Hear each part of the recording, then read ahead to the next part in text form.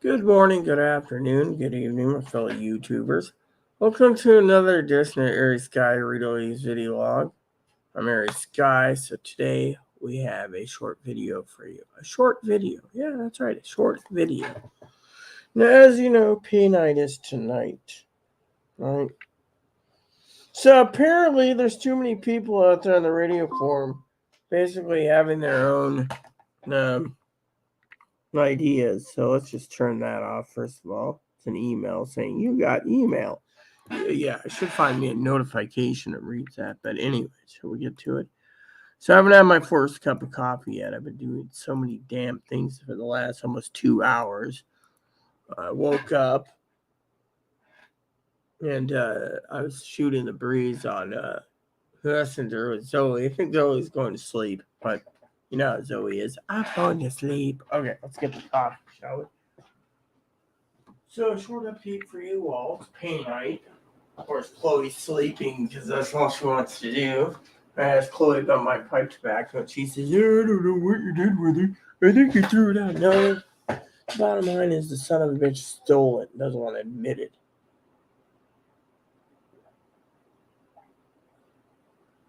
First cup of coffee of the day. Yeah, pretty much. So, Zoe and I were talking about theft, and she says, do you sure Chloe didn't steal? And I said, I don't know anymore, And Dad, he was talking about, what is the justification of not leaving? Well, let's put it this way. I'm not allowed to leave. That's plain and simple. I'm allowed to let her take my food and everything else. I mean, some of my preps was taken last night, right? Yeah. And now there's flies buzzing around because she fucking thinks seafood fucking should just go into a container without a sealed lid so it's starting to stink. She doesn't have any common sense. I mean, literally doesn't. I mean, I was talking to someone the other day about narcissism. Now, pretty much it's.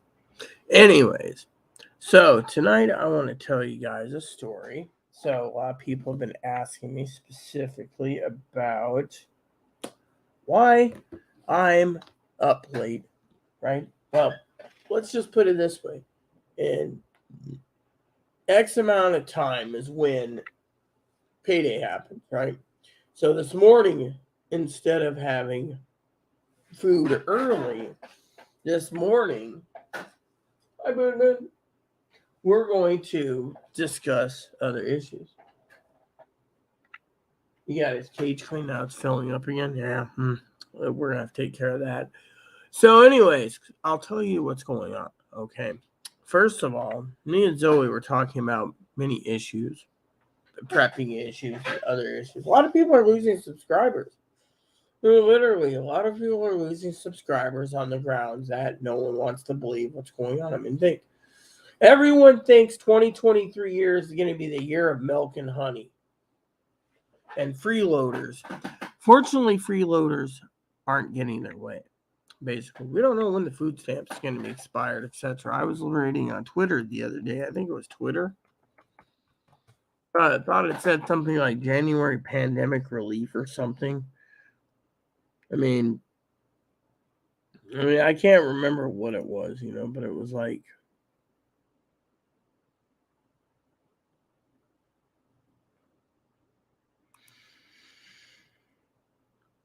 So basically,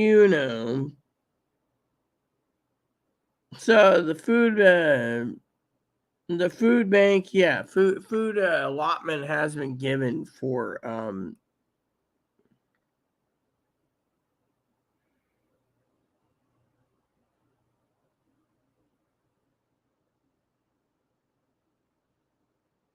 so it says if you see your food allotments between the 2 and 4th, right? And then people are like, this has been a lifesaver. You need to continue doing it, yada, yada, yada. Like, people need to realize that they should literally live on it year round, right?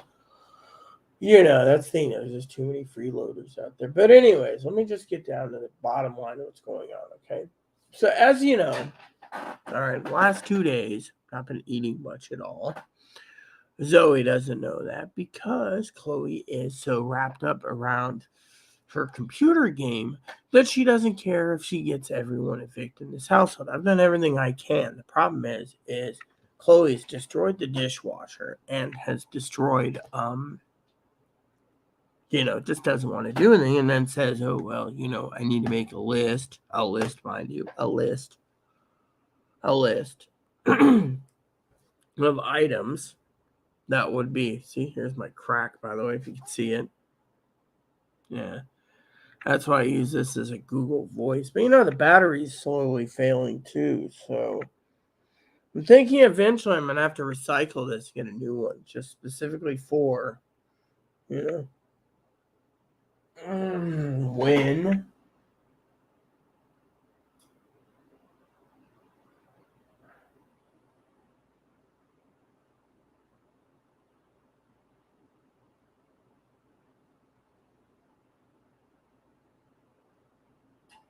Uh,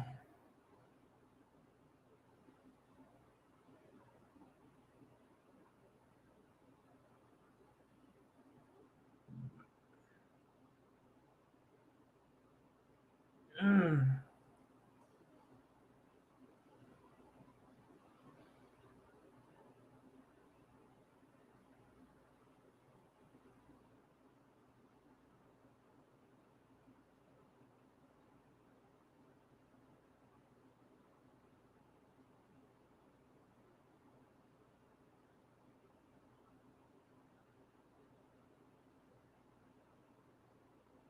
All right, so anyways, my neighbor, she messaged me. She's like, have you went to the ER twice? No, this is my hair. I was telling this to Zoe the other day.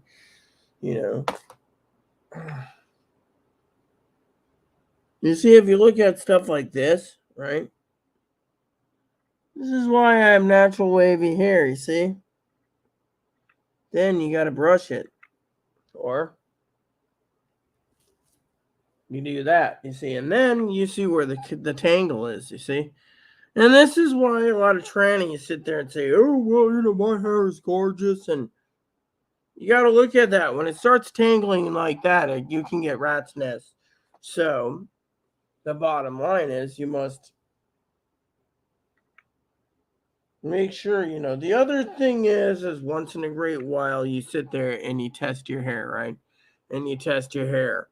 And then you sit there and you think, okay, how much hair can you fill in this? But eventually you look at the hairs and you think, is the brush working? Because, and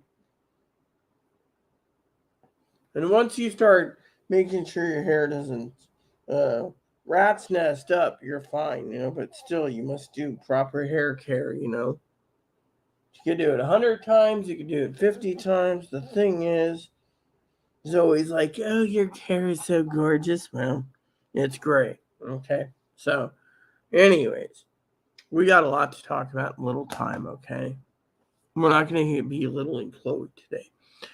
Anyways, I need to open Instagram up because I got something I'm doing. So I got StreamYards.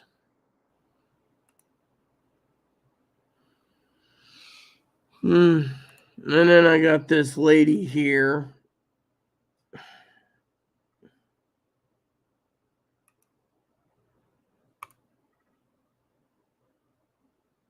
And some ladies messaged me on what do you call it, on Instagram. She basically wanted this lady, right? I'll tell you the story. Zoe and I are talking about things, right? We got this pervert who messages, right? And it's like, oh, I want to see your cooter. I'm sorry, but that's private information, and you're not, as a prepper, you don't sit there and basically ask for freaking things. By the way, this is really good, by the way. Yeah, really good, by the way. I mean, literally, I could not believe how much popcorn seasoning makes a difference. Popcorn seasoning. Yeah. I mean, literally, this white cheddar stuff, the bomb. I mean, literally, Zoe did hit it right out of the park. So you preppers out there like popcorn. Popcorn is a staple in our household. I buy a loose kernel and then I fire up the popcorn maker.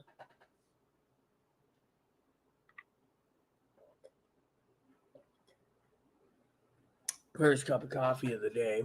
So, anyways, for some of you preppers out there,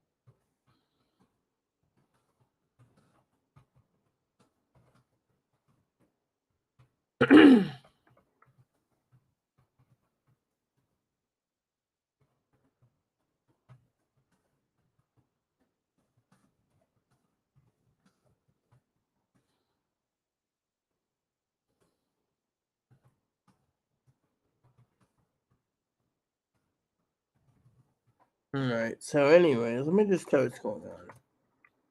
Right. I asked my. I'm gonna go through the list. Okay. I want to share with you a couple things. Okay. Now, let me just tell you what's going on. Okay. I'm gonna tell you what's going on. All right. So, a lot of people out there have messaged me. Right. They were emailing me yet again. Email goes through the roof. They said, "Hey, Rita, love your show. Love your way of focusing on the prepping mode. You're like prep and leave it alone. Prep, leave it alone. If you have skills, learn your skills, right?" So the other day, I got to tell you, okay, I was testing out the new fly rod. Being a prepper, I was sitting there, right? I haven't gone to it yet, but I think it's a little heavier than my paradigm. My paradigm feels light in the hand, where my paradigms feel like where the air feels like it's freaking heavier. Oh, and the other thing is, apparently Winston hasn't cared about my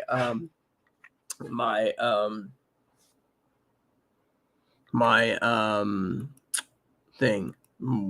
So anyway, so let me just tell you guys a story, okay? This is going to be a great story. So I'm talking to some people, right? And a lot of people are turning around and they're saying, I don't know what I'm doing with these scanners, right? I don't know what I'm doing. Like I'm dumb, right? So, anyways, I'm dumb. Anyways, I got to take out the batteries, the current thing. I've been meaning to plug them in, but so let me just tell you the story about my scanner, okay? So I use it all the time, right? The problem is everyone wants to go encrypted, right? Fortunately, the police officers didn't like the fact that we have scanners. That's the thing. And so I asked Chloe the other day about more rechargeable batteries. So there's two here, and that's it. So somehow, when she goes out this morning, she's going to have to find a deal on at least 4. I'd prefer more than 4, but anyways. So as you guys know, I use a trunky scanner right here. See, this scanner has been with me for son of a bitch. This is the day that I'm starting to fucking hate the fucking plugs, Trying to charge the fucking phone, and then the fucking it's like every time I turn around, the fucking phone keeps popping out. There. Alright, so this needs to charge itself. Alright, so okay. There. So basically, you guys are standing around and you're saying, well, what's the difference between the difference? Okay. Well, let me put it this way. If the police are using a conventional system, you'll find it at radio reference. Okay. If the police are using a trunking scanner, you see there's a T for trunking, that will lock on to the conversation basically. Okay. And this is WX for weather and so forth and so on, you know. And so basically it says here it is a triple trunking scanner. So it's basically a GRE. Now, my husband bought this in 2007 for me.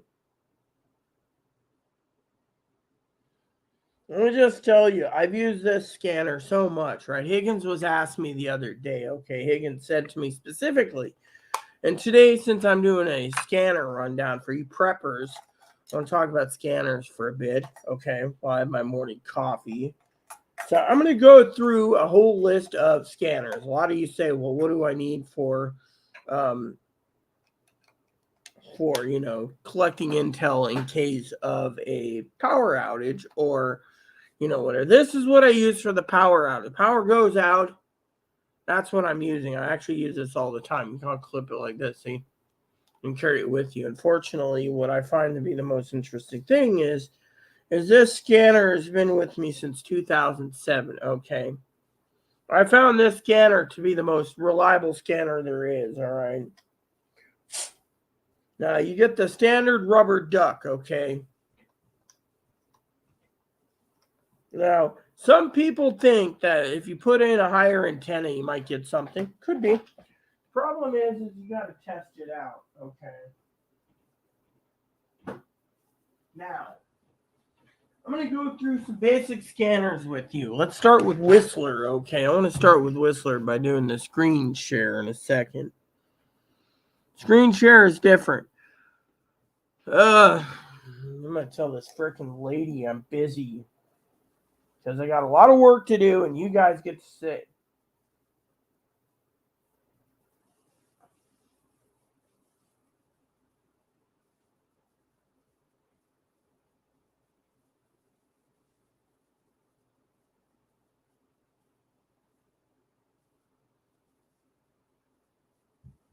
There. So, let's get down to the scanners, okay? This is going to be a great morning to talk about radio scanners, okay? I got a list to go through, but we're going to go through Amazon. By the way, I'm wearing my hoodie because it's kind of cold in here. I'm going to check the temperature, okay?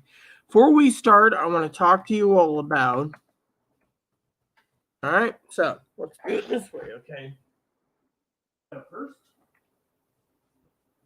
I want to tell you as a prepper, okay, a lot of you people sit there and you tell me all the time.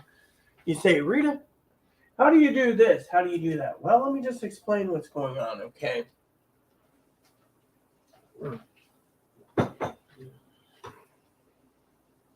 All right, so once you get the room heated to a certain temperature, there we go. Second cup of coffee being poured, let it cool. You guys got to remember, I'm not into black coffee. Okay, so basically, I want to share with you several scanners. Okay, I know Zoe's probably going to be tired of it, but the problem with scanners, okay, is I got to go based on a price for you guys. That's why it's taking me a minute. You see, as soon as we get... Okay, here we go. And finally, this one. Oh, no.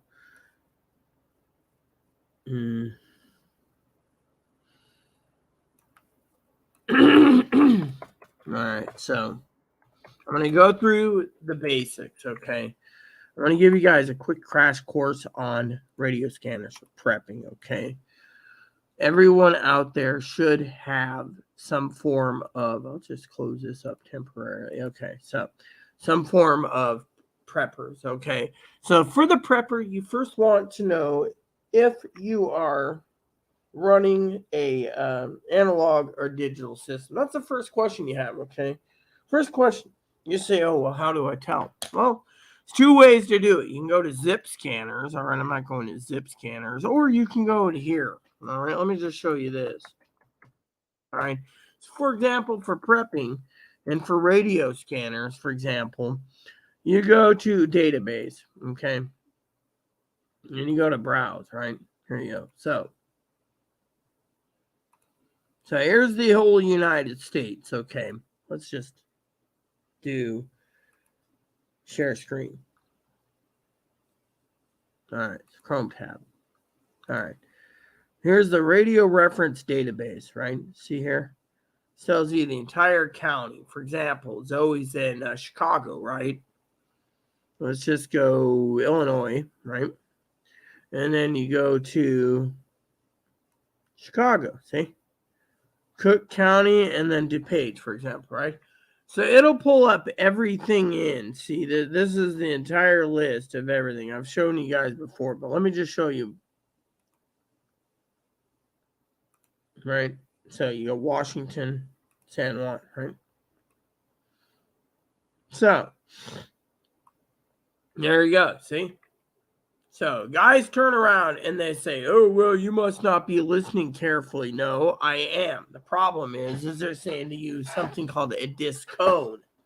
Fortunately, a disc cone won't work because we're hopped up here with about 800 or 400 different islands. But you guys get the idea, right?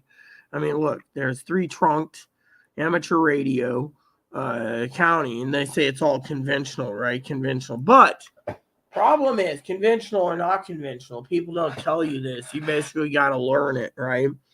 Well, conventional scanner might or might not work, right? So let me just go on to talk about these basic scanners currently, okay? I'm going to get this over with. So anyways, first of all, you're going to see this, all right? I'm going to check the thing out. All right, let's just get this done. I do it by price. So all these are based off of price, okay? The Whistler 1010W is basically a GRE scanner. That's what mine's in the window. So as long as you do, it's computer programmable too, but the problem is it's only $80. All right, $80. And it also is the only scanner out there, I think, that has 2 knobs, one for squelch and one for volume. And I really like that because the squelch button is on the top of usually the knob. So basically, even if you're paying high price, these scanners will work as a data collecting info in case, you might get the outskirts of something and the sheriff, etc. But the features alone, I mean, look, you get one touch, one channel, same word, FM and fixed AM FM mode. You get sky warm for weather problem and squelch control. See, the squelch is right there. So you get your squelch there, you see. How many scanners give you that? It also takes, again, 4 AA batteries. So basically what it is basically a newer version of the Radio Shack one I have. It's the same company, basically. It's just called Whistler. So if you know how to program it in, you can listen to that, and it still takes 4 batteries. It is a good thing for a conventional scanner for $80. You can't complain, right? So there is a video, but the thing is, you get all these different features, you see. Now you could say, well, what's the difference? Well, yeah, it also has a plug in the right there. See that there? See right there in the side? That's a plug for powering it up. So they do give you a power thing. Now people say, "Well, what's in the box?" Right? Country of origin. This one's made in the Philippines, which, my opinion, gets my gravy anyways. All right. So let's continue. So the next one on the list, right, is this one. This is basically your basic Whistler radio, right? And Zoe, of course, you probably watched this morning, turn it off because it's not about radios. But let me just tell you, So apparently, by conventional standards, this would work for the island. For just using it for $105, right? You can sit there and you got your volume and your squelch separate, and you sit there, you still get the same features, built-in FM radio, squelch control sky. So there, so basically you can actually use it apparently as a an FM radio. You also have air, ham, FM, so you can actually listen to FM radio on it. Whatever one you want to do. So it's basically, but in case power situation fails, you don't use it. So I recommend a base station for learning what a scanner can do. And then when you're camping or traveling in your car, to carry a handheld unit just in case. I mean, this gives you the same thing. So you got two units that control the squelch, literally. Now you're probably wondering what's next on the preppers list. Well, another thing you might want to do is, if you're going to fork out that kind of money, right, is upgrade to digital. Now, if you're in a digital area and you only have phase one, this will get analog in phase one. So it's got right here, right, the same thing, right? It's a phase one trunking scanner, right?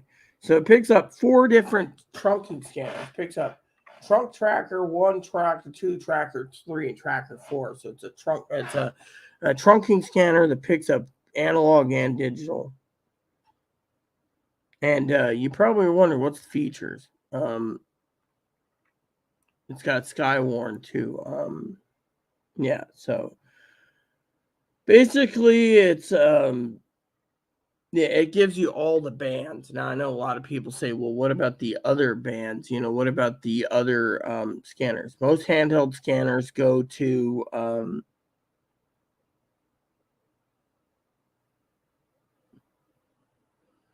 so basically, it depends on if you're trunk phase 1 or phase 2. If you're phase 2, you're going to need a phase 2 scanner. We'll get to phase 2, but phase 1's what you guys are seeing right now. So this is phase 1, and it's affordable at $272, so you can't complain. But it doesn't it does take batteries, so you're paying $292. And Higgins, he would say, oh well, the problem is you need something that's shipped from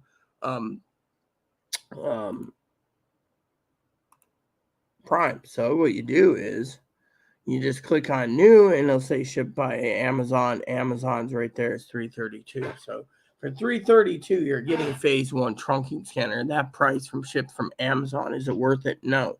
And I'll explain why coming up. Okay. But for all the features you have, is it worth it? Well, we'll get to that in a minute. So depends on what you want to spend it, This one just says it picks up fire, paramedics, it's sheriff, right? But it says 39,000 objective memory, 700 megahertz digital coverage. You can program it. So it's basically one of those scanners that can do most everything, but not everything. I mean, if you look at it this way, it goes from there to 1,300. That's what my trunking scanner does, but my trunking's analog. So you got to ask yourself. People say to me, what's Whistler making, what's not? Well, it depends. Some say Whistler's discontinued their products, but let's continue, okay? So the next one up is the Whistler TRX-1. Now, a lot of you guys turn around and you say to me, well, what's the difference between the TRX and the TRX-1? All right. TRX-1 is a trunking scanner that more than a trunking scanner. I mean, I'll tell you exactly what it does. This thing has everything. It's got a decode, moto, turbo, voice, APCO, phase 2, 3-step location, upgrade CPO, Skywarn, Spectrum, etc., right? Apparently, this is what they call the old database. This is what a database scanner supposedly. See? So you got your swivel belt clip battery compartment. So apparently apparently a lot of people like the Whistler T1 because it is a database right there. It says memory card slot, but it also takes AA batteries, which would be something Higgins would be right up his alley, Now, if Higgins is watching and he's bored as hell, welcome to the show, pal. So, you see where I'm going with this, right? So, basically, let me see, is that paper? No, give me 1 second. All right, so as you can see it, this thing takes literally AA batteries. Rechargeables, of course. But still, you can take them out and flip the switch, put in regular batteries, and work too. Also, apparently on this one, you have your volume and squelch combined. So, any way you look at it, it looks pretty good. The thing is, apparently it drains a lot of batteries really quickly too. So you got to ask. Now the final one we'll get to is this one. Now a lot of people have asked me time and time again. Excuse me for 1 second. I'll grab the coffee cup in. Is what's the difference between this one? Why not invest in this one? Well, they're discontinued, okay, and there's a lot of problem with them.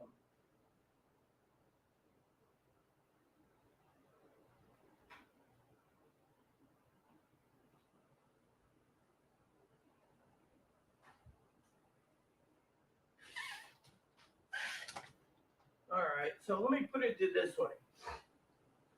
Each scanner has their pros and cons. Thank you. For example, the Whistler TRX. A lot of people say, "Oh, this is a great scanner. It picks up moto, trunk, turbo, etc." Really, right? And it looks really good on my shelf, right? There's two problems with the scanner. Okay, one is the screen. Apparently, the screen fails on you within 2 to 3 years. A lot of radio guys are talking about it, being like, "Well, if you get one, and it works, it works. Otherwise, you might have $500 for, which I'm going to get to a couple other things, okay? Now, I'm not done yet. Okay. Now, second thing about this scanner for $521 is the front face comes off to show a hardwired Ethernet cable. Fortunately, I believe there might be an Ethernet cable. Fortunately, the problem is when you have the face off, the scanner apparently is not running. So then you have this. You have the it's basically the weather, primary skip, etc. It's basically a database scanner. See, there's the memory card. So you ask, well, for this one here, that looks really cool. I want to try it. How does it work? Well, you just put your zip code in, hit enter, and it loads up within 5 to 7 minutes, everything you need in the area, and then you can start listening without it. And if you want to play with the software later, you can. Now, a lot of people basically have like certain issues to be done, okay? Now, for me, one channel. I mean, literally, the boys over in the radio forum, they're like, "Oh, you don't know what you're doing." Really? I mean, literally, I hear it all the day, the chirping in San Juan. Really?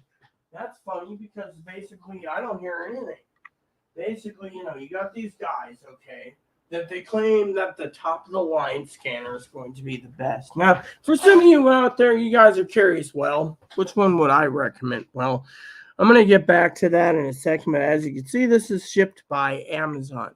$521. Why?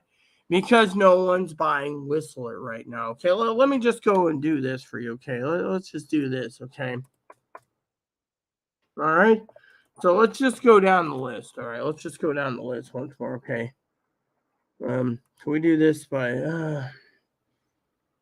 let's see, can we actually sort by price?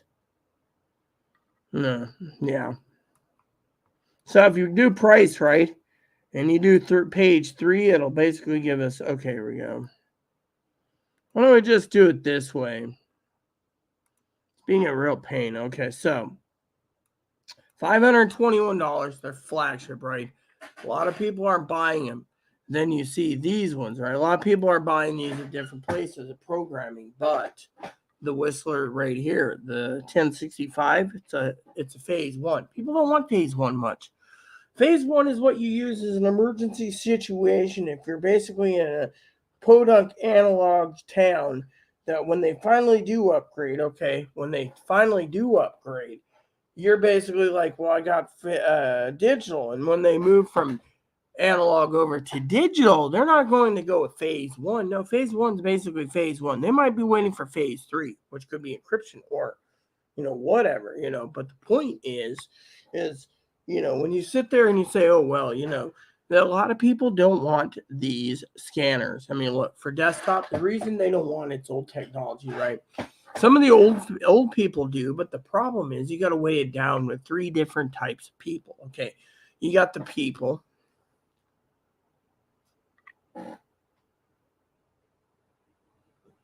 You got the people who believe their cell phones, right? They believe in their cell phones. They live on their cell phone. They have to text on their phone, right? And that's what the sheriff said the other day. People can use it on their phone. I don't, right? So when you buy yourself a phase one scanner, you're basically buying one up from analog. Basically, you can pick up all the analog, but you're paying $300 for what, right? We're going to get to the other thing momentarily, okay? You guys are probably sitting there like, hurry up. I'm getting there, okay? Then you got phase two. This one's phase two. TRX1, TRX2 is phase two, right? Well, you upgrade to those. People say, oh, well, how come, it's $500? It should be $800. Oh, they're on sale. Problem is a lot of people are reading about the screens literally failing, cracking, being destroyed. Removing the faceplate, and then, they say, oh, it's easy to remove the faceplate to mount it somewhere. What if you mount it under your seat? How are you going to freaking figure out what you're going to be doing with it unless you're downloading a dongle that hooks to your USB, to hooks to your phone so you can activate it in your car? I mean, to me, it's like literally basically how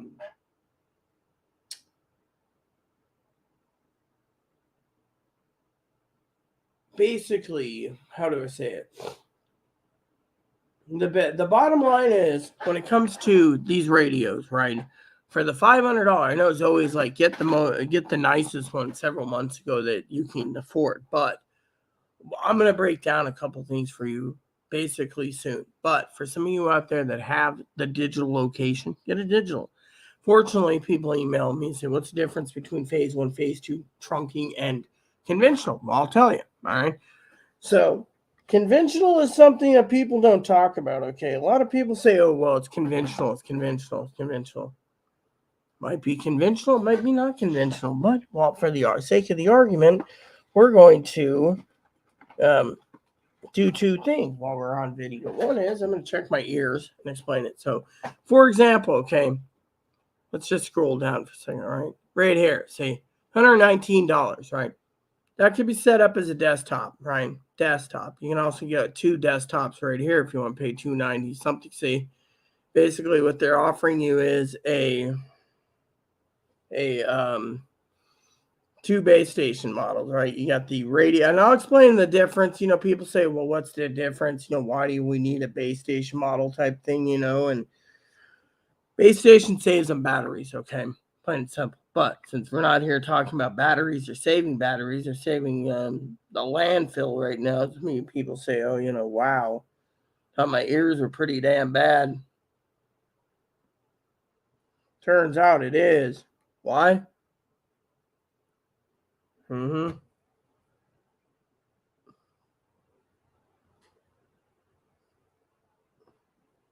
So the other day I was talking about my hearing aid to the sheriff. I can't even remember where it went. But anyways, enough about that, okay? So, yeah, it's like pure wax on both ends. So I'm just like, wow. You don't get a dirty ear that bad. It's been a while since I cleaned them, I think. All right, so one of the prepper's tools, always keep Q-tips just in case. Okay.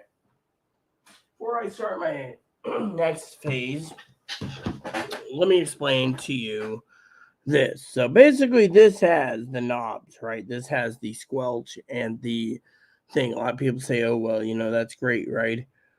This, the 1025, right? Now I don't see where the other one went. So let me look for it real quick. Okay, there you go. So basically, you go down here, right?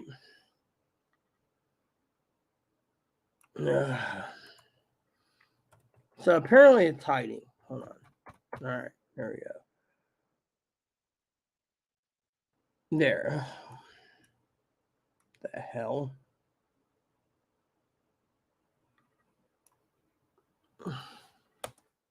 A minute ago we were looking at it, now we aren't. What, people keep buying them out or something? Hold on, let me go look up something real quick. Alright, let me just freaking go over here to browsing history. There we go. So basically, you see how this is, right? A little bit ago, it had like 20 available or something, I think it was. Now it's down to $80, and it says January 17th because they're sold out. But again, the question you have to ask yourself is, what would you, would you use something like this? Yeah, I would. It's got an FM radio too. Higgins would be like, oh, it's a lot better. But,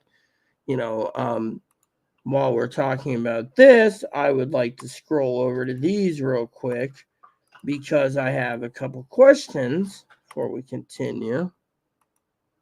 All right, so should tell us if there's a point of origin. Yeah, this one, TRX1 is from Japan, so it's made in Japan, so you get a Japanese thing, all right? The TRX2 should point out point of origin somewhere. No, it doesn't. No. It just says 2014, so it's not going to tell you. But this is, then you have the 1010, right? This one here, point of origin. I just am curious. A lot of people say, oh, well, what should it matter? Not really. But, you got the squelch button here. So, each one's different, right? Well, this one, TRX1's made, TRX2 should be made Japan too. But even Japanese has problem, Now, a lot of people are sitting there, it doesn't show. So I assume Japan. All right. So let's continue, shall we? So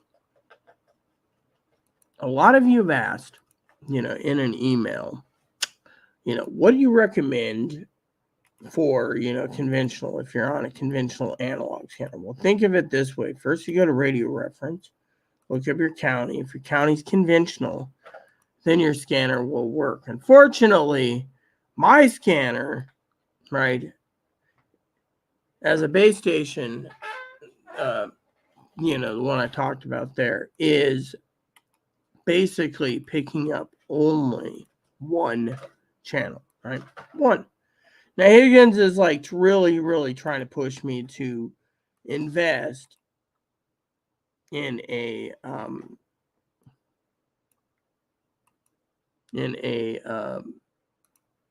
new scanner, right? Higgins is like, oh, what if? So I'm going to go over, okay, the Whistler, if I were going to be buying a base station scanner, okay, base station and or a Whistler scanner, I would go with the WS1010 for the price, $90 or $80, okay? It's basically a battery guzzling thing, but if you can find power plugs for it or accessories for it through Whistler, which that'd be a good question for Higgins, because you get one of those, you plug it in, your scanner will use life. You could use it for life. All right, shall we? All right. So, first scanner on the list that you guys are questioning and asking about was the one with the radio built in. Give me 1 second. All right, we'll start this up, okay? It's called the C65 CRS, meaning clock radio scanner. So CRS, clock radio scanner. So what's this got? Well, I'll give you the breakdown. This is a base station scanner, okay? Squelch and the didn't I feed you earlier?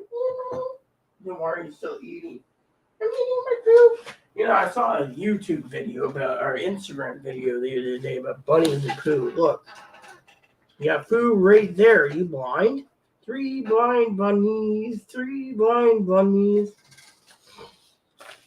All right, so let me tell you the plan.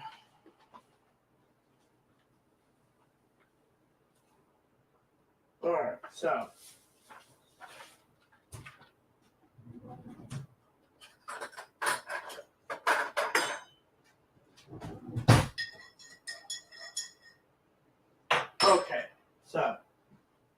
it goes like this. All right. It goes like this. So when it comes to radio scanners, right, you have this one, right? You say, oh, this one, you have your squelch and your volume control separate. So those are what people like to see, right? But you also have all these features, right? It says 500 service search. Service search will pull up 6 to 10 selected service things, Now you can sit there and say, well, $93, right? $93. Not bad at all, That's the thing. It's 90, not $93. Hold on. So it's $93, see? And because of it, it's highly recommend, you also want to make sure it's shipped by Amazon. Higgins is like, shipped by Amazon. That's why you go down here, okay, to a box, right? If you don't see a box, you skip it. But you see it says secure transaction by, right? But then you go down here and it says new and used, okay, for example, right? So, for example,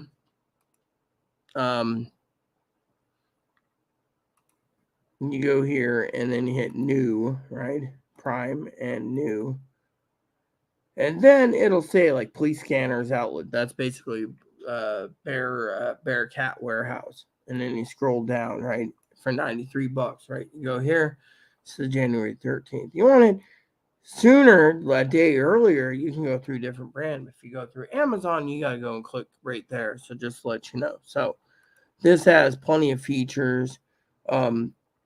Basically, you can, as long as you know what it is, you got E for program, and then enter, and then you put your code in, and then enter, and then you can put it in bank one, and then you can reset, rinse, and repeat till it's done. Now, the less codes you have, the more enjoyable your scanner is going to be too. So, anyways, then you go by the next scanner, which is the 355N, which Higgins, of course, jokingly,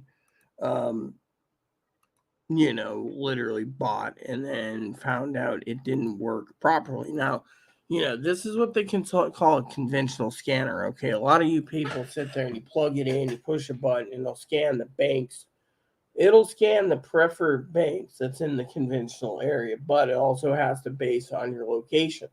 Some scanners can go up to 80 miles. Other scanners will go down to 20 miles. So again, basically, you have your police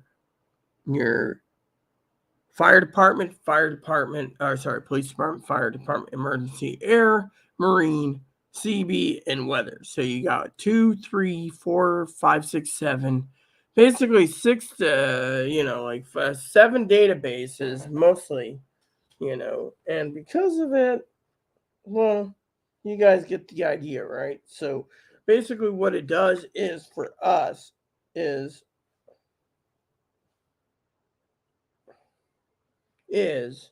you got to ask yourself the true question, which is what would you get for pricing? Well, let me just tell you, for a base station scanner, this one would be good if you're a beginner and you just need to get intel data and you're in a rural community with analog. Okay. Some of you out there, you're in a rural community where you have digital or encryption, and encryption you can't break. So the bottom line is you got to look at the big picture here. For example, your search lockout, etc. Like Brother Higgins, he literally couldn't get it to work because he's digital and simulcast area only. I live in an island where only now you guys could sit there and say, well, what if I spend $100 like this, buy one of those, and then play with it and it doesn't work? Then what do I do with this? Literally, and no one has ever recorded the Marine bands on Broadcastify. It's usually police and fire, So,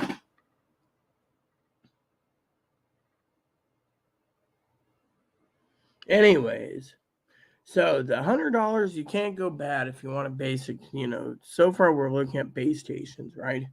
So the next one on the list, okay, a lot of people say, oh, well, this one's great. It's $117. I should get it. Well, I'll beg to differ. Okay, now a lot of you basically sit there and the latest and greatest model was created was the 30C for their unit. It's handheld, right? Basically does the same thing as the base stations, but do you see it only has one lever for the thing? I mean, you see how it has all these buttons, right? It picks up 10 channel storage bank, so 20 channels per bank, or no, sorry, 50 channels per bank. It's PC programmable, yada, yada, yada. You have all these things, right? You say, oh, well, that one should be the one I get. Maybe, but let me give you a breakdown of this. Not anywhere do you see them talking about the squelch, Now, it is a good little scanner, okay, but you're paying 100 and oh, great. So moved it to the top of the list. Oh, great. I was trying to get this. Oh well, never mind. All right. So basically, again, you go over here, and if you want to buy it, there's better pickings and deals out there, and I'll get to that. All right. Now for collecting data, it's January 5th to 11th, right there, $117, right? So you get all these informations, but not really talking about the squelch thing here. I mean, it shows all these devices, right? But where is your squelch? See, it's got a service search, but it doesn't give you literally any information. So I would be hesitant. But for $117, you could say, okay. Now, another one on the mark that's pretty affordable is this one. I'll show you this one. We're getting there, right? $190, all right, $90, right? $90 for a prepper. Again, you can get yourself a 400 channel analog, or you can buy one of these, right? Now you guys are wondering, what does this do? Well, again, you see they're hiding the squelch button from you. A lot of people say, oh, well, these scanners are great, but you have a problem with the squelch, And they don't embed the squelch, but they don't embed the volume up or down either, so you don't know what you're buying, you see. So, some people say, well, for $100, that's why I made the joke to Zoe, once a long time ago about these are so small. They're about half the size of my current scanner, and they fit right into a Christmas stocking. But, the thing is it was just a joke. Zoe and we've gotten past the jokes of the Christmas stocking. But some of you say, well, $90, there's a couple problems with it. Okay, one is, as long as they still have them selling on the United's website, more likely you can actually get a warranty of 2 years for your radio. Otherwise, for example, I'll show you Unit in a second. Okay, so this is a 75X. Take note. The previous one we looked at is the 30C. That's been discontinued. Take note. All right.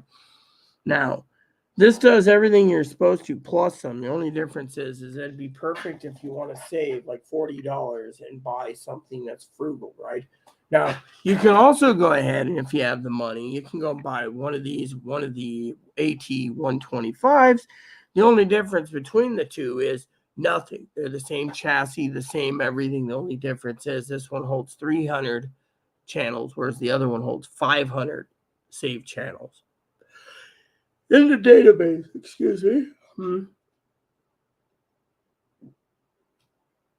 Then when you get done, right? Zoe was like, oh, the problem with the 75 XLT, the 125, the 30C, and anyone that's handheld mode, okay, I want to be crystal clear. I don't know about Whistler. I haven't done research, but for the Uniden models particularly, you cannot charge them while you're running the radio. So you can run the radio if supposedly, I got to get clarification from Higgins. That's why he earns a gift card for me. every month because he does this research, gets paid for it. Lately I think his work's kind of getting a little sloppy because, he emailed me a link to the 536, which we will get to in a minute, unboxing and something about CB radios. Now, I gave him a job of figuring it out, if CB would be good for grocery store. Fortunately, we haven't figured that out yet, okay? The GRSM, the handhelds that we keep here, pretty useless. These little radios literally are useless, okay? They have a range of half a mile. They claim that they have a longer range if you are completely in the open. These are what they call line to sight, or LTS, line to sight, or sight to sight, STS, right? So, shall we continue? So the 75 XLT, make a note, is $90, right? And it does everything you need plus some, and you can carry it on. You put headphones in. I think it's got a headphone jack. Apparently, they don't tell you what's what anymore in these units.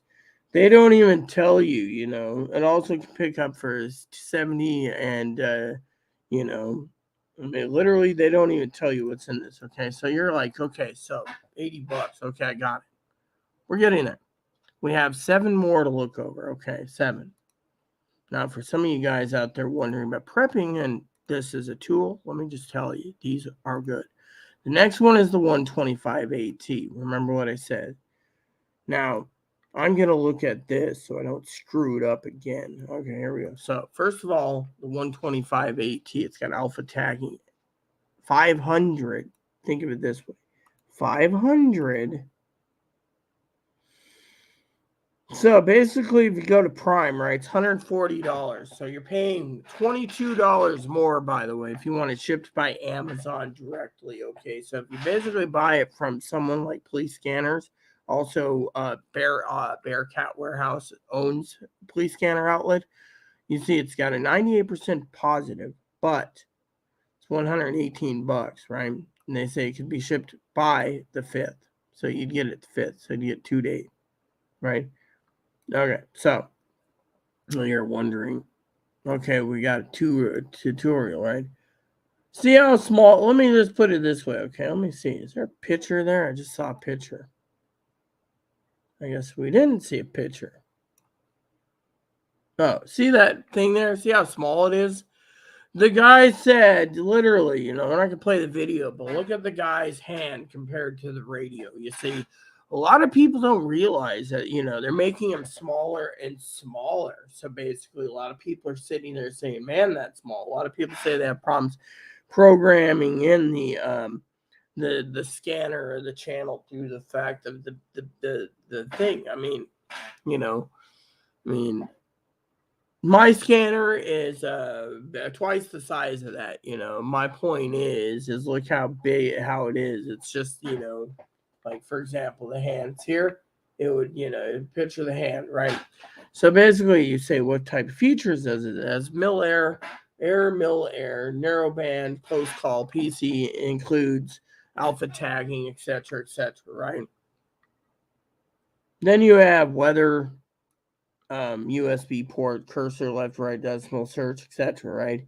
And you have your headset jack and your scroll control. So your selects volume and squelch. So, that's the thing a lot of people say, and look how small this is. See? Literally. A lot of people say, well, for $118, you can't complain. No, I would recommend that if you're in a conventional area, but I also would recommend something that was more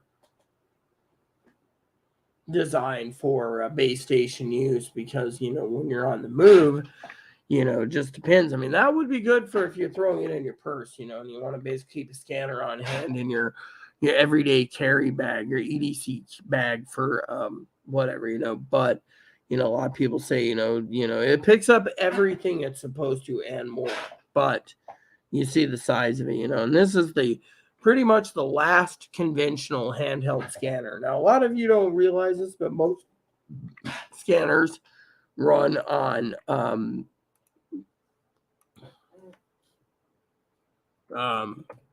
most handheld scanners. Okay, we've talked about the 30C. We've talked about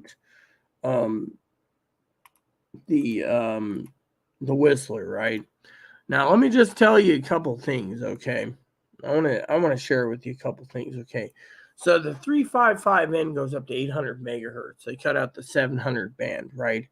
Now a lot of you say, well, what about the 365 CRS, the 30C, and the 125? Well, we'll get to that. Okay, now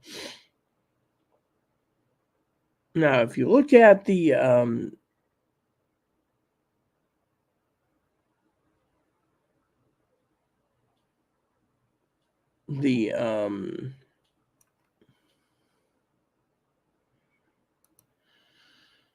scanners, right? You sit there and you want to know, information like the range, right? So, for example, the clock radio scanner goes from 25 to 108 to 406 to 512. So basically, it's up to a 512 band.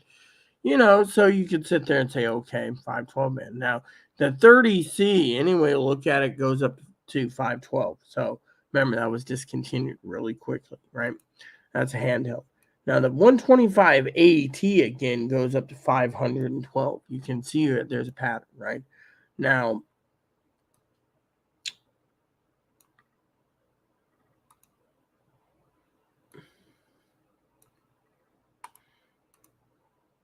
so, for example, you guys remember I was talking about the whistlers, right? There's the digital scanners, right? So, for example, people say to me, "Oh, well, what about Whistler, right?" Well, for example, the 1010, the cheapy jobby, right? The $90 one on Amazon, right? If you look at it from that point of view, right? Higgins also knows this is the basic analog scanner. The conventional scanner goes up to 512. So basically, this one here, the 1010, goes to 512, which means the base station scanner, the desktop model by Whistler, is the same. So, for example, if you're looking at it, most handhelds are 512.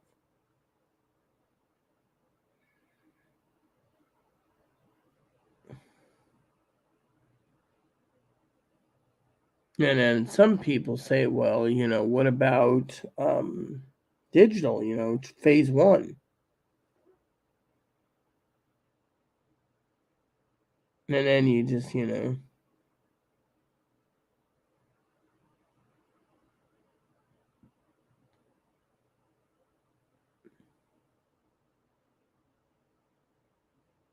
thing is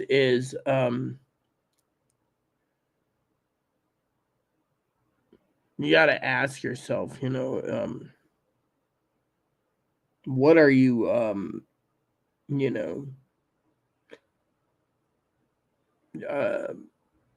what are you looking for, in a scanner, and again, I can't find the information on the handheld digital scanner. It's probably phase one. But anyways, when you're looking for certain issues, when they hide it from you, that means that they don't want you to know how far it goes up or what it scans to. So, because phase one's like 700 megahertz, I think it is. So, but if you look at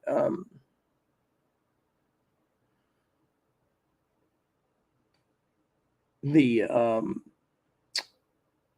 scanners, for example, right, and you're looking for, what is it scanning, how much it's scanning, where it goes. Okay, here we go. So, for example, the TRX1 goes up to 1300. So that's the top line. TRX goes to 1300. So basically, the TRX1 and the TRX2 goes to 1300. So basically, the TRX1 and TRX2 is 1300, right? Basically, so you got to ask yourself, for $300, are you going to be getting a scanner that goes higher than 512? More likely not, and we'll get to that in a minute. But a lot of people sit there and they say, well, why? And I'll explain that, right? So we already did that one, right? So finally, The next one on the list for trunking scanners is the trunking 15X. This is basically digital, or not digital, an analog trunking scanner. Now, Uniden came out with an analog trunking scanner, right? You go on eBay, you can find a lot of used trunking scanners, right? You can sit there and find a brand new trunking scanner for $100. If you want to get technical, you can probably find one dirt cheap. I'll tell you, eBay is the way to go. But let me give you the breakdown, okay? When you look at Uniden, right, $200, what are you looking at? You're looking at a basic scanner that's trunked, right? This will pick up trunked systems, basically, subfolders, sub-top groups. But if you're using a trunking scanner and you're not picking up anything in the trunking field, and your scanner's picking up only analog conventional, this will do the job properly. Unfortunately, a trunked scanner will not do any good if they go digital, right? So you sit there and say, well, what if I want to go directly to digital, right? Well, we've already given you the phase one ideas, right? Phase ones, which were whistlers. Now, let me break down Whistler, okay? Whistler is for the old school people, okay? You got the WS 1010, $80, right? $80. Basically, $80 gets you a basic scanner, just basically the GRE like I'm using. Mine's Radio Shack.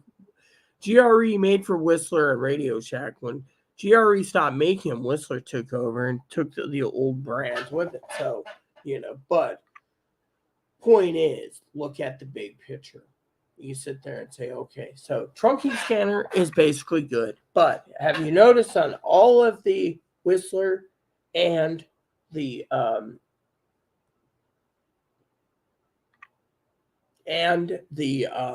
for preppers out there and Uniden, Whistler has trunking scanners only in the digital range. Their analogs are the WS 1010. And I'll show you exactly what I'm talking about when I'm done with the slideshow here, okay? But this one's trunking, right? This is the only analog trunking scanner pickings from Uniden. Everything else is either conventional, discontinued, won't be warranted that bad, or the digital range, right? Remember what I said, Whistler is old school. You can get a good deal if you want to collect a lot of radios, put them in your thing. Coffee time, by the way. So, shall we continue? So this does everything a conventional scanner does. The only difference is it literally picks up, but not limited to, conventional and trunking. This is basically designed for trunk. It's got Trunk Tracker 3. It can be used as a base station, plain and simple. And it goes up to 1300 megahertz. So it goes all the way across spectrum. Everything else under the Uniden's conventional plan or Whistler, 512. Yeah. Let's continue because I'm really excited to get this over with, okay? The next one on the list, again, you guys are probably going to be sitting there thinking, okay, the next one on the list is, but not limited to, again, the AT125. Remember that was a basic scanner, right? Now, the AT125 still has a digital brother. Basically, they took the same chassis and everything, threw it all together, and it came with this. Remember the AT125 and the way the guy had it in his hands, right? The AT125 pretty much is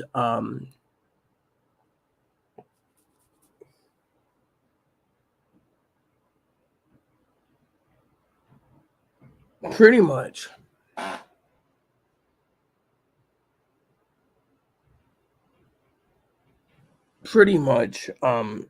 is the same model. The only difference is they've updated it to take on not just phase 2, which is P25, but phase 1 and or analog. So instead of having just one analog trunking scanner, you have 3 analogs and 2 digital. So currently you have Trunk Tracker 5, right? Now, a lot of people say the scanner world's dying because of cell phones. Others say they're dying because a lot of famous people or known people on the radio reference forums, like the people that literally use the creators of the radios have passed away. I mean, literally, some left. You had like, I think it was like Whistler Annie who left, and then you had like one guy who was developing the SDS. It was his baby, his pet project. He passed away. We'll get to the SDS in a minute, but thing is, if you look at this, right, $357, right, this is what Higgins was looking at. Unfortunately, would it work? No. Apparently, Higgins wants something that works, but at the same time, he doesn't know that it won't work because of simulcasting. But think of your hand, think of the size, okay? Small, right? Now, I know, again, this one here comes in rechargeable batteries. Unfortunately, you can't use the unit while it is charging. So, for example, if you're going on a road trip, but before your road trip, you charge the batteries up, and then you pop the batteries out, and then you plug it in as a basic USB charging port. You can, but you gotta make sure it actually has the USB charging port that you can plug into it. It's also computer programmable. The thing is, this does phase 2, phase 1, and all analog. So people say, but this time of game, I'm going to say that I'm going to start to think, okay, a lot of you people sit there and say, well, what is your prediction? Well, I'll give that in a minute, but, for $357, you can't complain. The next one on the list is $370, which is the 996P2. It's the same thing as the 325. The only difference is it has 25 dynamically allocated channels. And Higgins says, oh, well, it's black. It's cool. It's black, right? Well, maybe, but this is a clean slate scanner. You have to program it in with a database program. Unfortunately, it's basically an updated version of the 15X or the 996 or the 996T.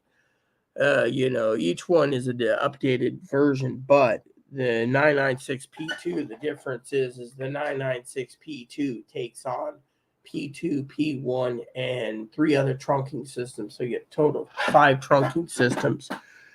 A lot of people say, well, if you live in an area where you only need one, thing. Now, a lot of people sit there and say to me, Rita, these look like really nice scanners, and the price looks there, but, I'm in an analog area.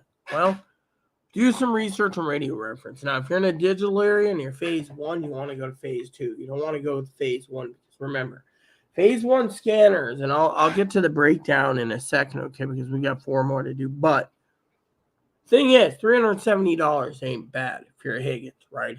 Fortunately, his problem is he's got simulcasting problem, which means voice distortion. So we'll get to that in a minute. But, as I was sharing with Zoe, there's 3 scanners I was looking at. 15X, which is a trunking scanner, which could get me 4, 5, 6 years. Or they could upgrade to digital the following month in February, and then I'm stuck with a analog scanner that doesn't work at all again, right? Until I upgrade, which means I'm good as dead, right? Or I go and use my... No, never mind. All right. Anyway, I look at it. We'll get to that. Okay. So Higgins say, this has everything you need right here. See, look at this. This also has alpha tagging. Same with the 12518, the 325. This also has 12 searches. You have public safety, news, ham radio, marine, railroad, air, CB, FIRS, GMR, racing, FM broadcast, and special internet. Multi-system support, and it goes up to 1300, right? Now, I do want to say before we continue down this rabbit hole, I need to check on the 325 because I believe the 325 goes up to 1300 megahertz. If I'm not mistaken. I'm just checking this real quick for you guys. No, the 325 goes up to 960. So just to be warned, the 325 do go to 960. So you're not even getting a full scanner. So just to let you guys know. All right. So the next one on the list, right, is a database scanner. Database scanners are scanners that you basically put your zip code in, right, for prepping, and it basically sucks it up, and then it's done. So this is one of the ones I was considering. The first one was the 15X. Now, I was considering this because, well, it looks cool, right? And there. So, for example, I just want to check on shipped by Amazon. You see a lot of people sit there and they say, well, if you're going to move to, you're on an island, you're basically asking for your scanner not to work because it's conventional, right? Well, this does phase 1, phase 2, trunking, it does it all, okay? Problem is, again, yes, that reminds me, I just did this by mistake. So, all right, so for example, right, this says right here, shipped by Amazon, $97.99. Amazon. So if you look at the Amazon, shipped by Amazon, you're paying $21 more. You just got to ask, wait patiently. Most companies are pretty good. Of course, Higgins doesn't trust third-party support customers, right? Now you're wondering, this puts in the database, pulls up the database, and then it runs. That's it.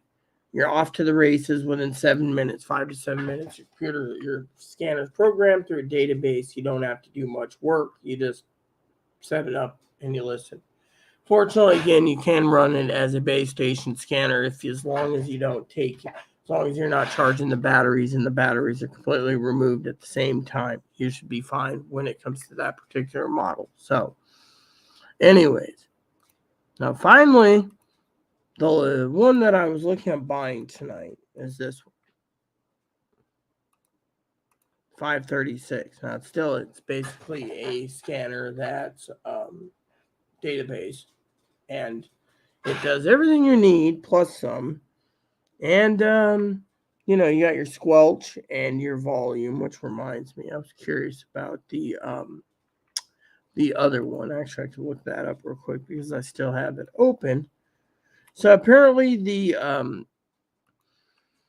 436, right? The volume squelches together. People don't complain about the volume squelch thing, but the thing is this here has its own squelch. See? So, you get your squelch and your micro SD cards in the front, and this is the one I was going to get. And then, the following month I was going to get the 436, if I was getting ready to go off the island, it's always like, you need to go shopping with me. Give me a handheld scanner and I'll go shopping with you, okay? But anyways, this does everything plus some. And, it does phase 1, phase 2, trunking, analog trunking, does it all. It has all this features right here. And it also goes to, hold on, let me scroll down here for a second. I don't see this. Also goes up to 1300 megahertz. So the base station, you're paying more, which, a lot of people are, been asking, well, what about the 436? That'd be a good question. Let's look at the 436 real quick. You see, if you're comparing them apples to oranges, base station's always better, but this is the one that I've been eyeing for a long time, and yet Higgins is like, well, and, the question is, oh yeah, we didn't even look at our thing here. See, so we'll do that real quick. So we go new and prime. So basically, if you're looking for shipping by Amazon, right? Amazon to Amazon, it's January 11th, and they're charging more. So you gotta, you gotta send a message to Higgins before ordering, saying, I'd like to get it from this, and it says ships from. So as long as it ships from Amazon, it should be fine, right? So, a lot of people have asked, what about the 436? Well, let's look. Frequencies on the 436 again goes up to 1300. So the higher the money, the more likely you're going to get it. So, now The 436 and 536 are the ones I've chosen. I'll give you guys a reason in a bit, okay? The last two on the list are basically software-defined systems, okay? They're basically a radio that's got a nice shiny box, but it runs mostly software. It's not really a, thing. But the point is when you get to technical, right? We're at the last line of the thing, right? So this here is $649. A lot of people, Higgins is like, oh, well, you should get one of those, looks cool. I want one. I don't. For one, I'll tell you why I don't want one. All right. First of all, $650. Okay. Secondly, every unit I've chosen takes AA batteries. Okay. Rechargeables, or you flip it to alkaline in the back and it works. This has a giant battery pack. So basically, you got right there, see the belt clip. And people say, oh, this is like the graviest of the graviest, right? There's not much of a picture. Your squelch is the same, right? But it has a great, system and department and channel and talks about all this stuff, right? But is it worth it? Not in my opinion. And I'll explain why, right? It's because the price. I mean, the software defined. I mean, literally. Secondly, let me give you guys an example. You use one of these, right? Zoe's she's a sweetheart, okay? Apparently you can use it while the battery's charging, supposedly in this one, but because it's software defined, it's basically a little like internal hard drive that's, whatever, and then it runs the software in it. But if the software ever gets software rot, Higgins was talking about that, about his hard drive, right? He called me up last night and said, oh, we talked about the software rot. He had a software-defined something he put in to test it. It was for a sound card. I don't want him to say, oh, you misconstrued it. The software-defined USB plug failed. So, anyways. So, basically, the point I'm saying is, I'm busy here, so, you can just... So basically, Higgins had the software rot, right? Sorry if you think I'm rude to Chloe. I'm not trying to be. I'm just trying to speed this up, okay? I don't know. I haven't checked my bank yet. See? First thing out of her mouth. Did we get paid? I don't know. I'm doing a YouTube video, okay? I got 2 more things to do. Then I got to take a shit, okay? So, the software-defined system, or SDS, is basically that, right? Higgins said, what if there's software rot, right? Eventually. So you get a scanner and you use it all the time. Then one day you put it away because you found a new fancy schmancy one. You go back to later to plug in your old software-defined radio and it doesn't work because of some software rot, or bit rot or butt rot or whatever he calls it, So, well, hopefully she'll go to her room so I don't hear her triggering, okay? Because it really pisses me off there. Because, Anyways. She's disturbing me and my peace and my safety and sanity. All right, so let's continue with the last part of the issue. So, finally, on to the SDS 200. Final one on the kit and caboodle project, okay? Now, I will go through once more and tell you exactly which scanners I want, okay? The SDS 200 software defined again, but look how big it is. Higgins is like, oh, if you need to get one of these. Yes, but it's software defined. And 2 is, you can hardwire it into Ethernet. That's a plus. But is it truly well worth the money? I don't know. It isn't, in my opinion, because it's software defined and it can rot. A lot of people say, oh, well, look at this behemoth. It's perfect, yada, yada, yada.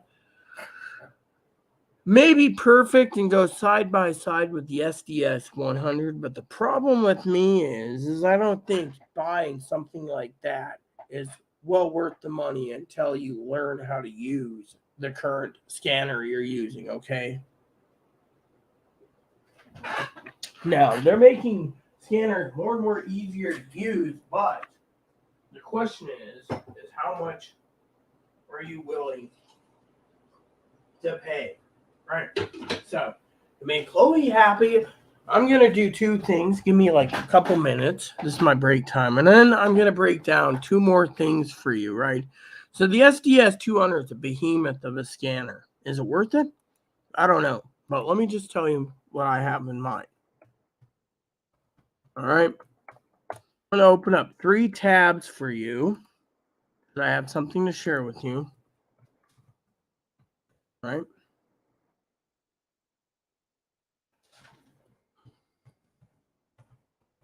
All right. So well, this is basically going to finish up with the scanner, but I'm going to have to leave for a moment. Okay. I wanted to sort by load high. All right. So if you give me a second, I will be right back. I'm just got to use the toilet because I had popcorn earlier this evening, or before bed, and Zoe's like, popcorn. So give me a second. I'll be right back.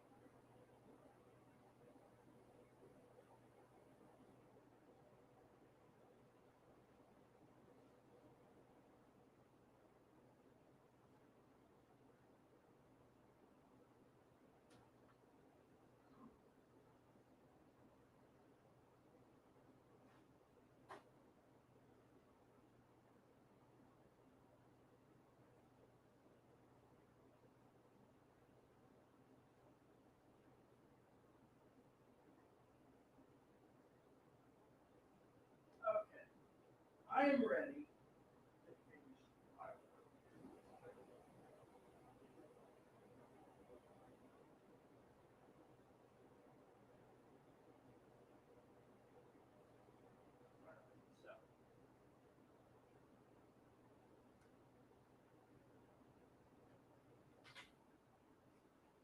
Okay, people. So we're going to finally finish up the wrapping of the channel, right? Zoe's going to probably hate this channel today because it's about radios. But let's just get finished up, okay? And let the coffee cool again. All right, so it goes like this. All right, so I saved several scanners, right? Several.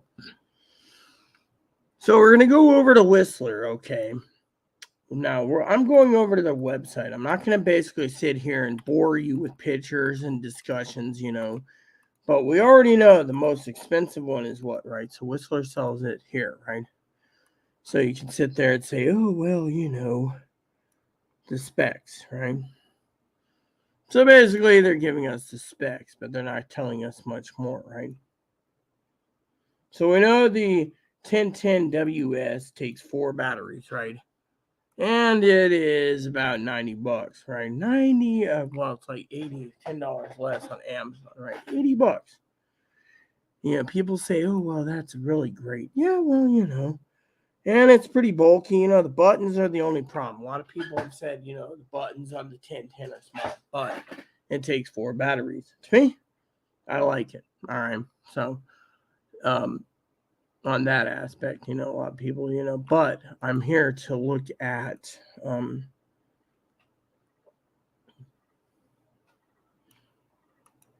so in the box with the 1035, is it, or is it the 1025? The 1025 base station, you get an AC adapter. So it's basically 300 channels.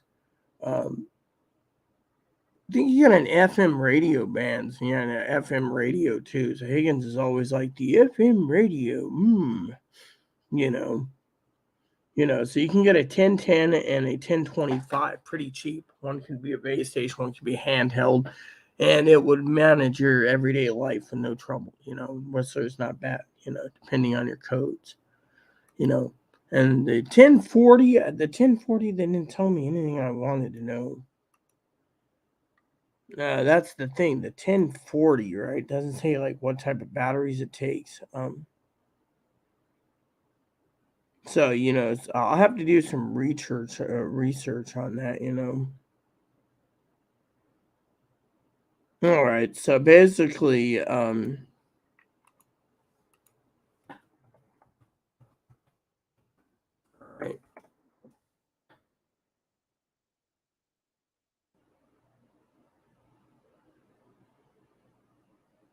So if you look at this, analog and digital, all right.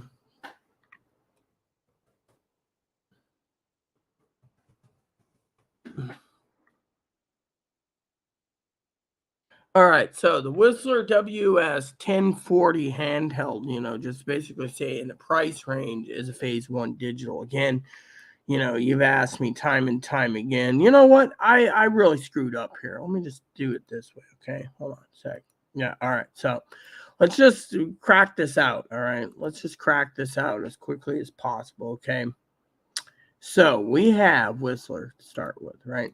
So let's just get this over with. So basically for scanners, right? Let's just speed this up, okay? So here's the Whistler 1010, right? Remember I told you earlier, right? This is conventional analog. See how the buttons are? It's pretty small from that picture, right? But it's 400 channel. You get everything you need. Apparently there's a radio somewhere too, somewhere. It just doesn't show where it is. Anyways, we can figure that out later. But the bottom line is you got your squelch and your thing separate, right? Based off the GRE brand. It's like $80, right? A lot of people say to me, well, $80 ain't bad. No, it isn't. And it's 400 channel analog, right? So, the point is you get the thing, right? And it takes batteries. See, look at this. It actually takes batteries. That's one of the things I love about the scanner. It takes batteries, right? you will never have to worry about, right? So basically, this is analog, right? Now, let me get down to brass tacks, okay? That's what I like with the 1010. The 1025, again, is analog. The only difference with the 1025 is, apparently, is because I told you I'd finish this up, is, right here, right? In the box, 1025, right? I think you can get like B1s and B2s. I don't even know why they're selling B1s and 2s. It's like, are you interested? Blah, blah, blah, right? This is a good unit if you're buying a base station model, right? You have that as a base station sitting on a little table, and it will basically read you everything you need for the area. You can even use it as with an FM radio. Why do they do that?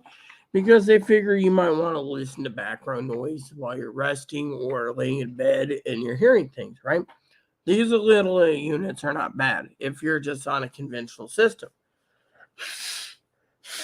Now, no one tells you what is what reading radio reference. That's the confusing part. Anyways, radio reference is too confusing when it comes to trunking versus non-trunked. I mean, look, my friends have a conventional scanner and it doesn't work on because they're claiming the police are using a trunked, right? So this is pretty good, pretty affordable. You get this nice little box. It's fire, police, and whatever. It doesn't have a system search apparently. No, they never tell you about the system search.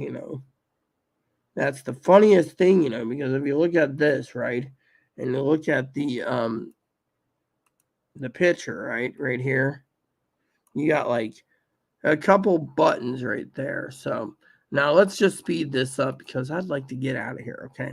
Now the next one on the list, okay, again, they're actually showing this thing like zip scanners. It's kind of funny. But anyways, we're just going to show you the video link. We're not going to show you the thing, right? Whistler has the 1040, right? The 1040 basically is a trunk tracker 4, basically, is what I'll call it, trunk tracker 4. Now, this is the mid-grade scanners, okay? So, you're paying like $300, right? The difference is it picks up everything you need, right? It also takes, you got a battery type switch, right? So basically, you got like this yellow thing, right? You have your PC port, power speaker, etc., right? And people say to me, oh, yeah, this is going to be great, This is an upgrade to your conventional scanner. This is basically your mid-tier. Now, the reason I'm showing you the 1040 and the 1065 is I'm making a point here, okay? We're going to skip the TRX 1s and 2s because those are their flagship. You can find them, okay?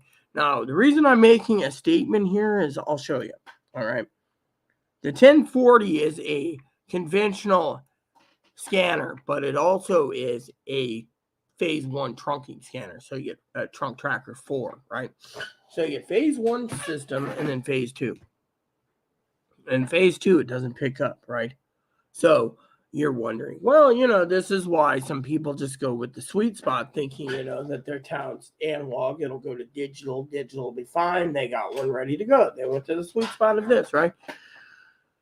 Problem is 15 years ago or so, whatever, when they started basically going digital, something like that, don't quote me on the time frame. And when they did, look what happened. They turned around and they literally went ahead with the Whistler, right? And Whistler was like on board, Radio Shack, etc., GRE for it. Unity did the same, but eventually people started realizing when they started phasing out phase 1 for phase 2, some people are still using conventional thinking, what's the point of going fully encrypted or digital? Because, what's the point, right? People say, says here, retired Pope Benedict. Didn't think he was retired. Yeah, you mean, yeah. All right, so shall we continue? Okay. So, you guys are curious, well, what's the point? Well, we're getting there, right? Point is, this is the W65. Again, this is a phase 1 digital trunking scanner. The phase 1 digital trunking scanner, again, is the only ones in the Whistler lineup that's literally for sale still on Amazon. You see, that's my point, right? Now you can sit there and say, well, okay, but I'm not done yet, right? I am not done yet. I'm going to speed this up because the last part of the scanner is going to be funny, okay? All right, so this is phase one. It's basically a trunk tracker 4. They don't say it's trunk tracker 4, but it is. It's basically a trunk tracker 4, which means it's a phase one trunking scanner with, that. And a lot of people say, well, I'll get into the digital market, this will work. But some people don't realize to look to see if it's phase one or phase two. So they buy phase one, it doesn't work. Then they find out they're phase two, and then they got to fork out to $150 to $300 or more. The thing is, the scanners are complicated, but same time, a lot of people are doing what they want to do, right? But it depends on, a lot of people are like trying to sell their phase ones like crazy for phase two. Now, the final part of the lesson we're talking about for scanners, before I'm going to run off to the sunset for 4 hours or something, is this. Okay, so I got 2 scanner links to give you. Okay, one is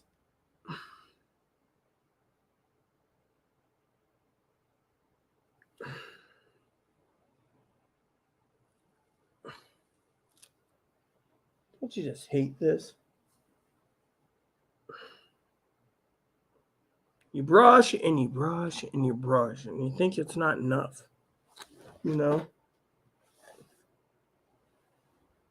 Here. Okay, shall we go? All right. So basically, you look at these, right?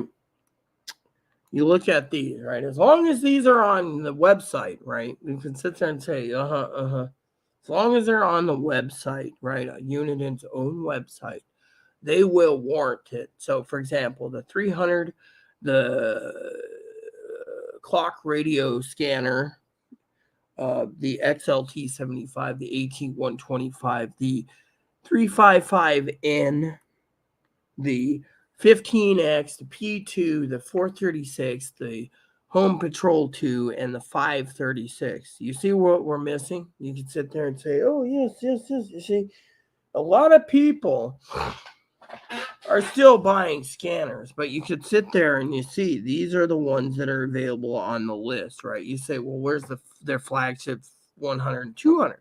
Not there. They don't want it there because they don't keep it always on their website due to the fact that the people run out of it, right? But you got to look at scanners, for example. Like this one's got squelch, this one's got, whatever, right? So the question you have to ask yourself is, how much battery power you can plop into it, right? Now, I want to share with you this, all right?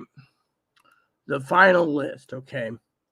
Remember we were talking about, and Higgins was talking about, the 996 is so cool, P2, because it's black. Well, this is the discontinued page, okay? The Bearcat 3095 XLT, right? Discontinued. Information, the 996T information.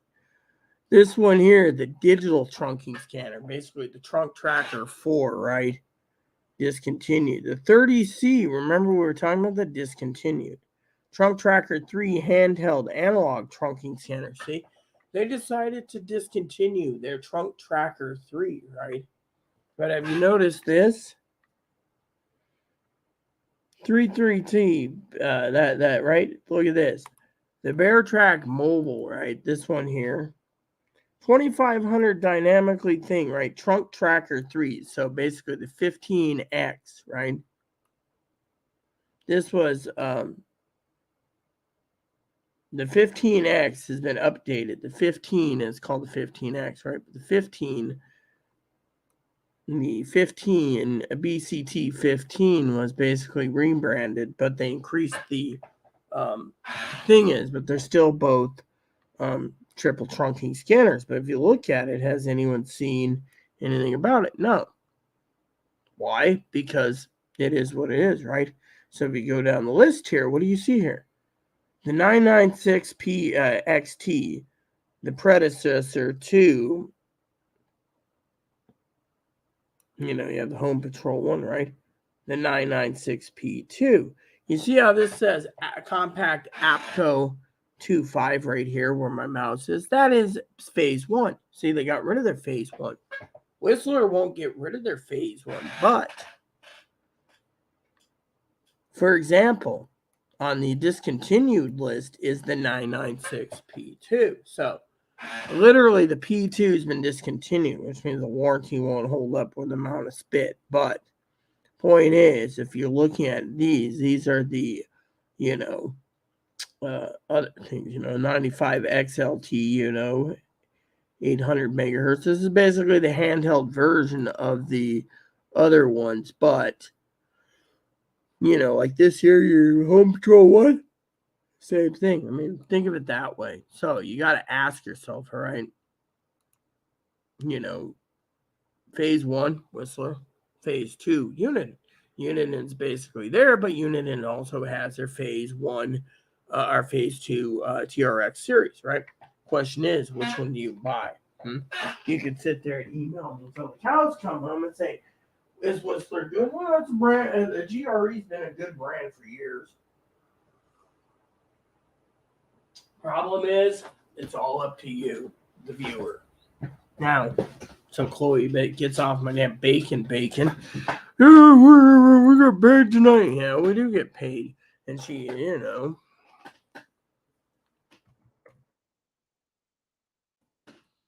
she's like, oh, we get paid, yes.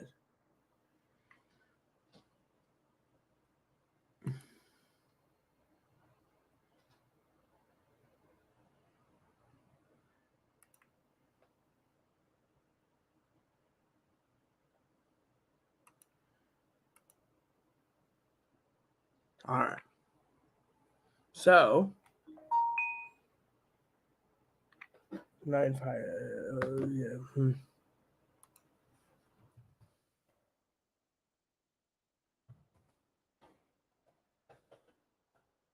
To my sister, Teddy, I think, emailed me, right? Yeah, she emailed me, battery fully charged. Okay, so, there we have it, So, I'm going to check my balance. And then I'm going to check my...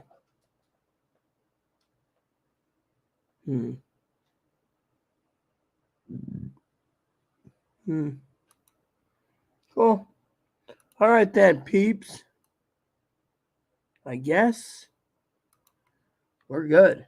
So, anyways, we can continue this later, but before the final part of my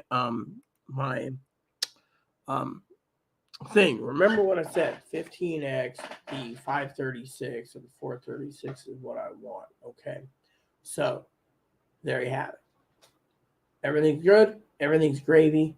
You guys need to let me go. I got stuff to do, gaming coming up.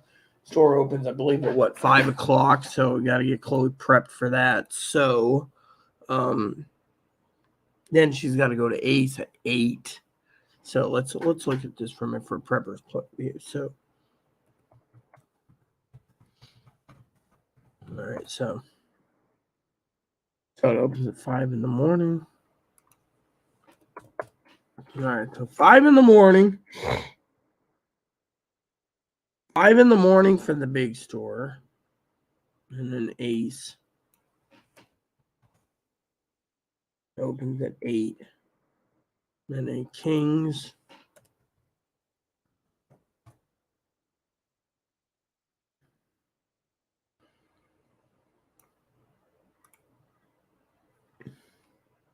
Said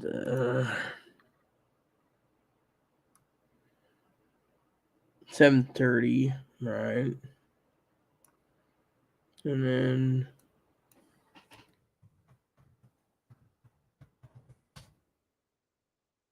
9 a.m. and then all right, 8 a.m. All right, cool. So feel like I'm playing a video game within a game, right? So the point is you got to ask yourself, okay, how much are you willing to spend Are you on analog or digital? Are you on phase one, phase two, um, conventional? Or a conventional analog? Okay. If you're conventional, you might want to step up to phase two, but only if you have the funding. If not, for your prepper's backup case, you can always use um, you can always use um, the analog, but remember, you got to basically be in an area where you can get a lot of pickup too, literally. A lot of pickup. Now, I will be doing some experimenting in the spring and summer and fall this coming year about scanners. So you guys are going to get a big thing of prepping on scanners when the time comes. But for the argument's sake, will something work? Let me put it this way. When my husband was buying a scanner, he wanted a basic scanner for me. Instead, they convinced him to pay $400 for a trunking scanner, which it picked up most everything back in the day. But at the time, the radio people said, oh, yours is digital. You're going to have to buy digital. But no, they said, oh, it's, yours is encrypted. And a lot of people, because they went encrypted because of the drugs rings, and the drug problems apparently. So they encrypted everything. So you can't literally hear it because of protection reasons and safety, And now look, they basically turn around and they literally,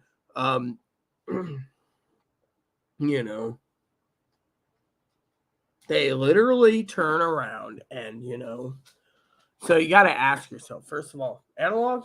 I'm in an analog area. Do you think they're going to change over? Who knows? Sheriff says, oh, maybe, maybe not. But meantime, you got to ask yourself that question.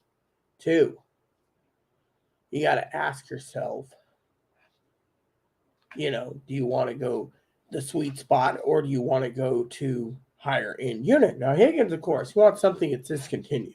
Oh, we're discontinued. But Zoe, of course, said for one channel, well, let me put it to you this way, okay? Let me just read you on the radio forum, okay? The radio forum turns around, right?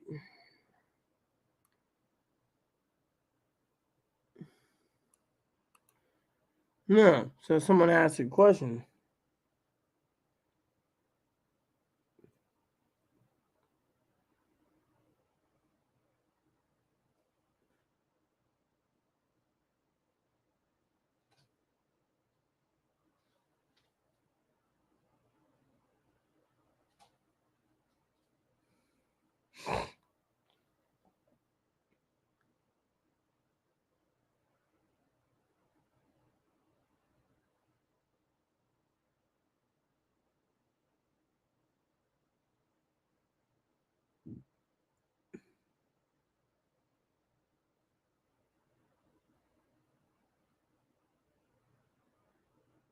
So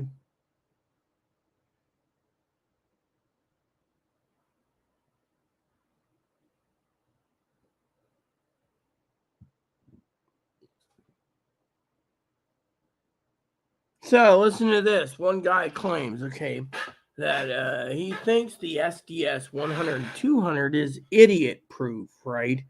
Simply puts a zip code allows a pretty easy automatic tune in the various agencies of interest. Is this correct?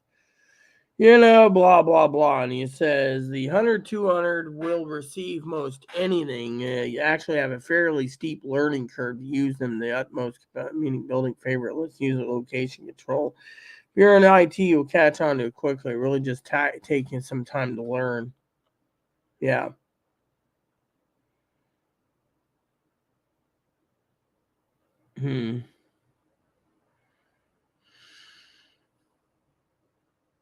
Yeah.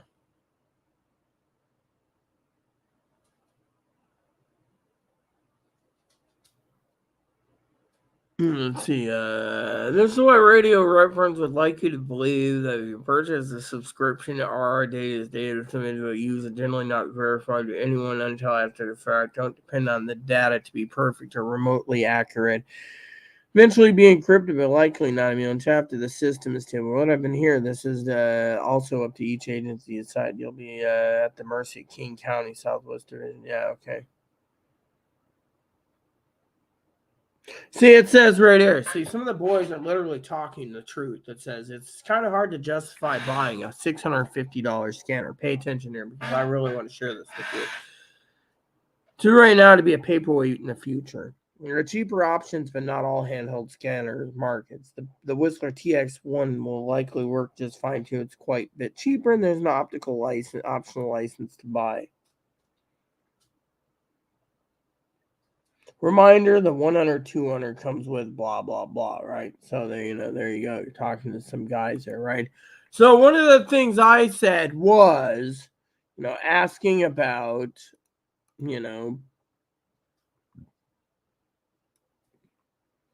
5G, someone is blowing smoke up your keister. Not such thing as public service radio. I thought about this a bit. 5G may be referring to the department using cell phones. Yeah, pretty much. They're basically getting everything via cell phones now. Yeah. ES chat is one example used regularly here by King County Task Force. No, they don't want to broadcast with them until they have completed their migration to PCERN and encryption. You see, a lot of people have been asking about that. People say to me, well, what's the point of buying, et cetera, et cetera, like, for example, the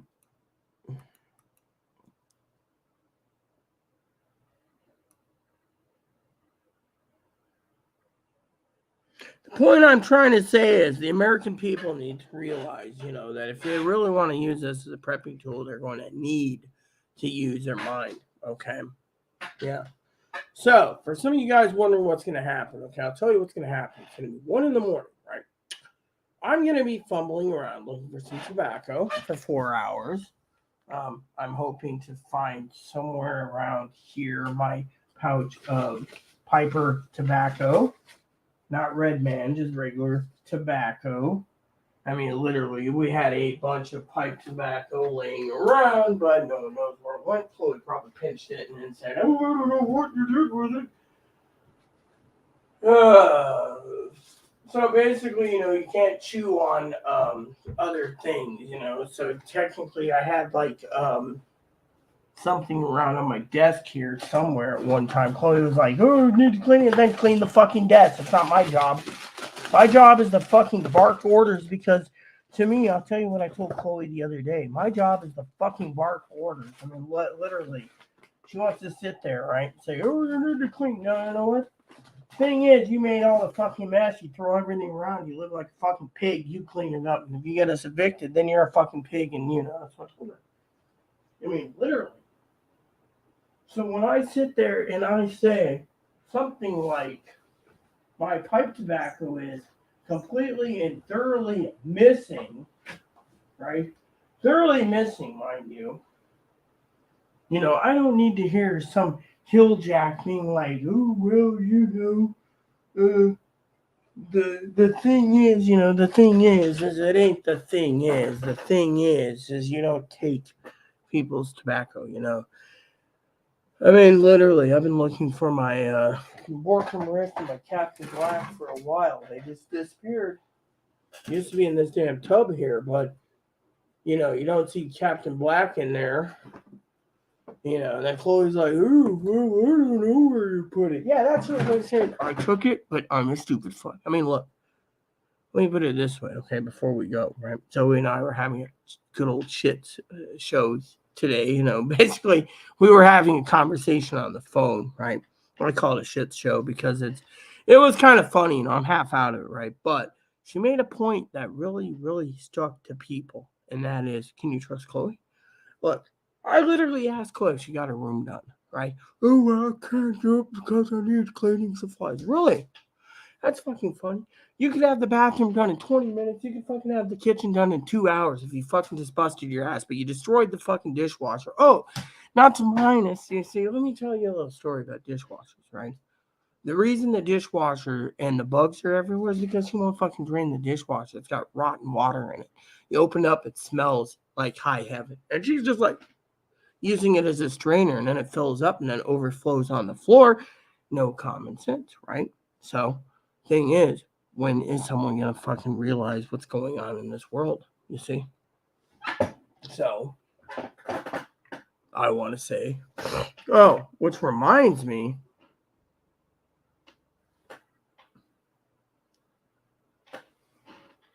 I was thinking, oh, yes, but anyways, back to scanners. The point is, you just got to basically use your mind and choose wisely. So, in the meantime, everyone, I'm logging off. It's been 2 hours. We've had a nice little chat about scanners. I will be back probably between 5 and 6 my time for a short live video because I want to show you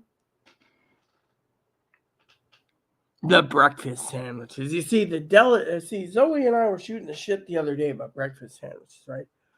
The gas station serves the most bestest breakfast sandwiches ever, as long as it's sausage and egg. I don't know about their bacon so, but you know what? Now another place that we usually go shopping from is you know,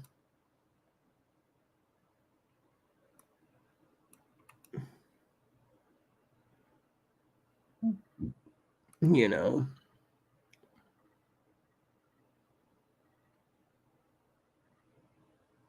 So basically, the point is when you buy a scanner, right, you got to ask yourself, um,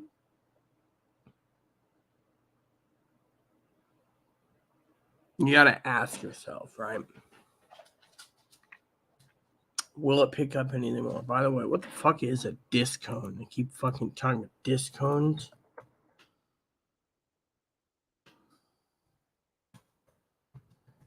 Disc cone antennas. What the fuck is a disc cone antenna? Literally, I have no clue what a fucking disc cone is. Okay, so they want me to have something that sits outside. Fortunately, I don't have the ability to put something outside that big in my backyard. You see, again, the problem is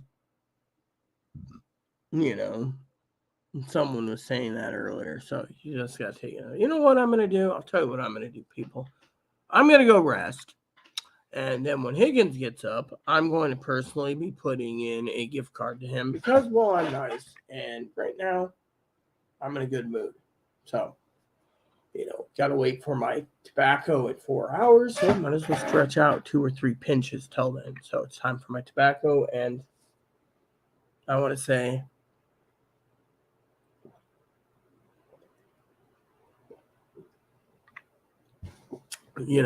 a lot of people, been wanting conventional versus trunk. Trunk's basically a specialty system. That's why I don't see any trunk with Whistler on their cheaper models. Whereas Uniden only has one trunk, triple trunker for analog, and everything else is conventional. So they're competing with Whistler. But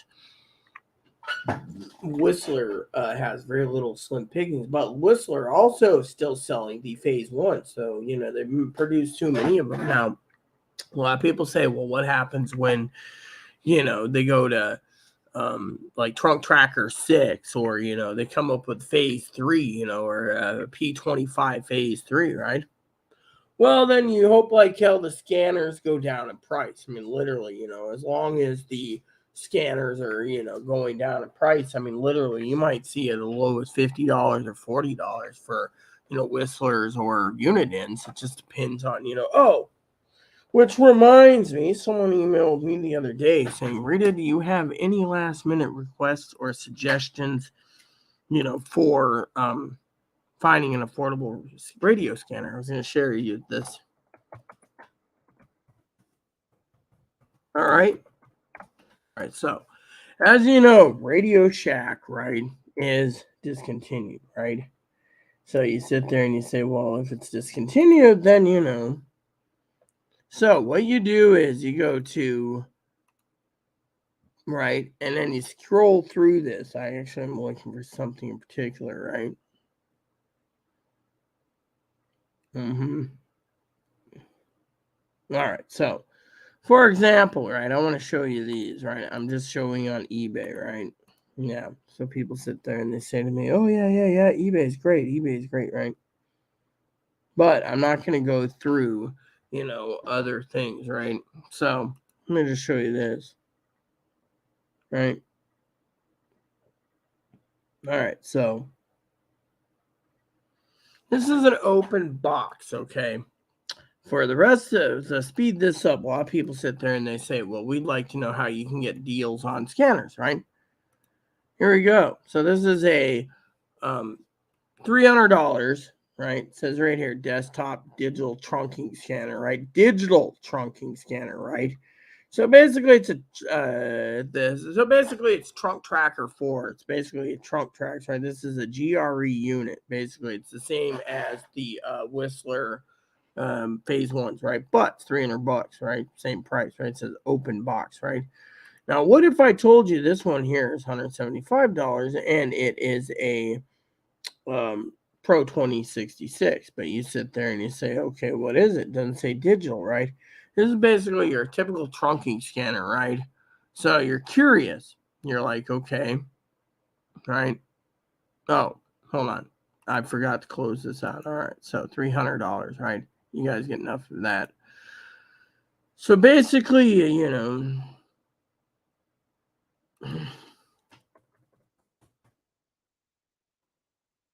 right? So a lot of people say to me, okay, and then when you search, Amazon, you can go search like new or used or whatever, right? And, you can literally look at what you're looking for. Like, now here we go, right? Let me just show you these, okay?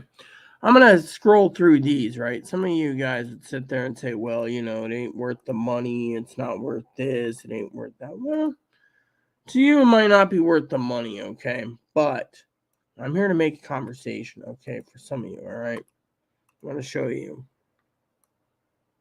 All right. Remember that $300 job we just said, right? There's a lot of them. Higgins, people say Higgins sometimes says, oh, well, it's not worth the money it's printed on. Well, let me just show you what's going on, Okay, right. So we got several, right? So basically what it is, right? All right. So let's just get out of this. I don't need the disc on here, right? So basically, when it comes to scanners, right? A lot of people have asked me about affordable, right? 200 channel, right? $75. This is a Citizen band scanning CB two-way radio, right? Nat.com, right? Subscribe today for $20, right? It's talking about the Radio Shack 89 race. It's a race scanner. So basically, it's got your little battery there, the yellow thing for recharging the batteries. It's Pro 89, right? It's got rechargeable batteries. Yeah. So, people say, oh, yeah, it's 800 megahertz race scanner. So it's basically designed for NASCAR, right? $75, right? You can pay $75, you're doing good. People say to me, oh, do you have anything cheaper? Well, let me just show you. As you go up looking for scanners, right? Like this here, right? Let me just tell you, the people sit there and they buy these all the time, but they think, that the Pro 89, again, this will say something like race scanner. See, it's again a race scanner, right?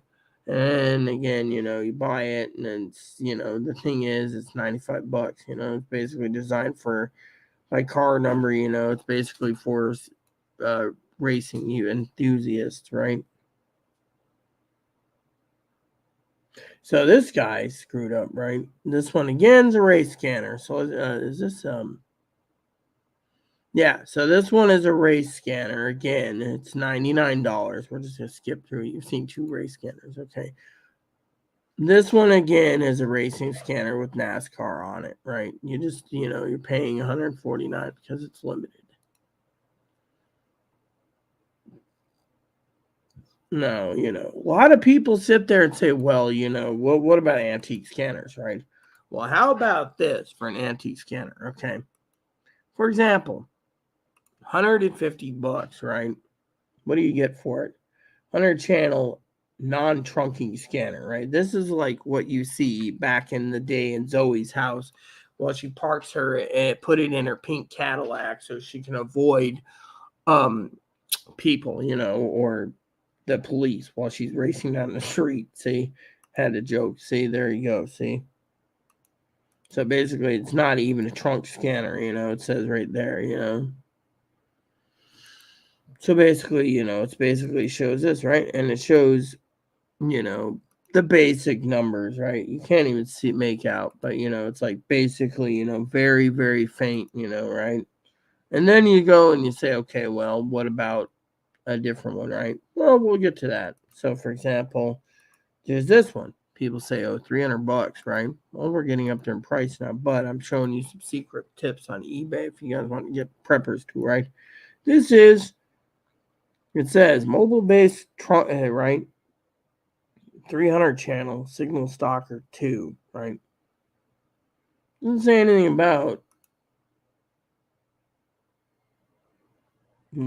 say anything about, being a trunking scanner, see?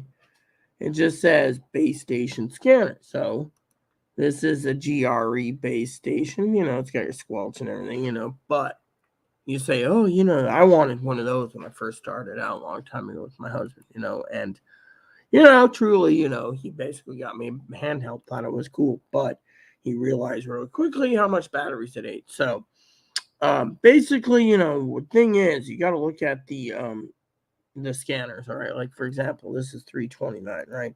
The difference between this one and other scanners, right, for this, right? I'll show you this. $329, right? This is basically a new old stock, but did you notice where it says digital trunking, right? This means it's a phase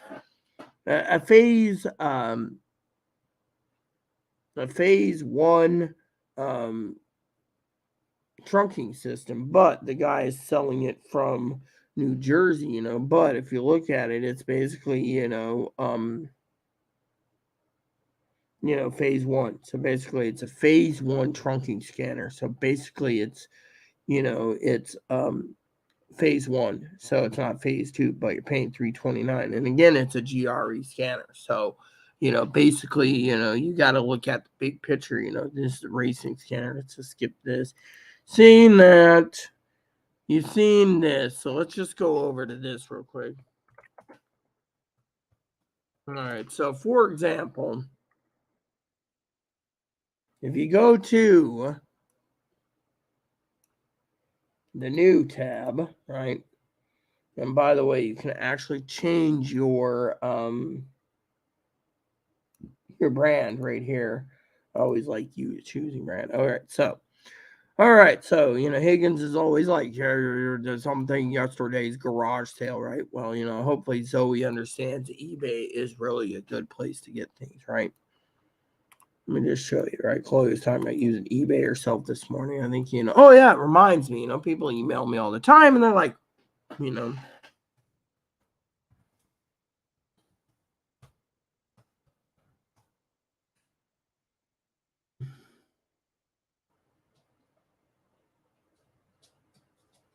all right, so apparently,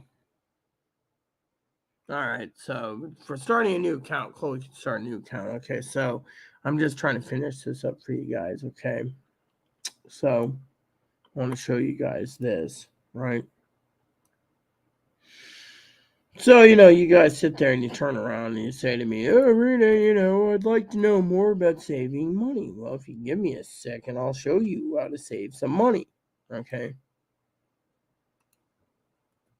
I think it's this or no.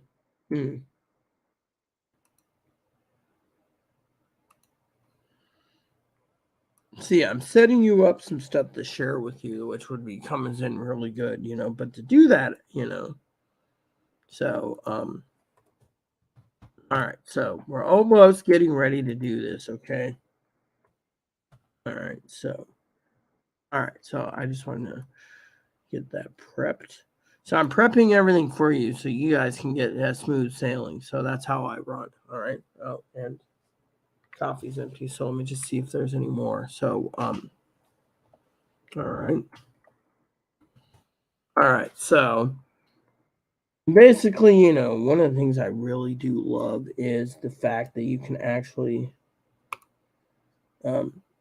scroll down, right, and you can actually go through the filters.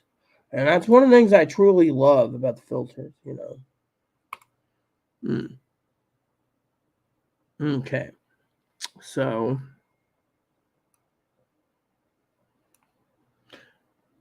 if you see something that says like new other, you know, it's usually a open box. And a lot of people say, well, you know, then it ain't new, someone use it. Well, let me explain what's going on before you guys get your panties in a wad over the open box. You know, a lot of them are open box because Uniden doesn't want to warrant them. So you guys sit there, you know, and you say, oh, you know, right? All right. So I got enough tabs open. I think this should be good. All right. So we've already looked over several of these, right? So we're almost finishing up here. So let me just show you what I know. Okay. So for example, I chose the choicest of this, right? This one's the first one on the list. Okay. It says open box, right? This is a 300 channel Trunk Tracker 2. So basically, this is basically Trunk Tracker 2. So this has basically the old days where they actually use, it's a workhouse, and they actually used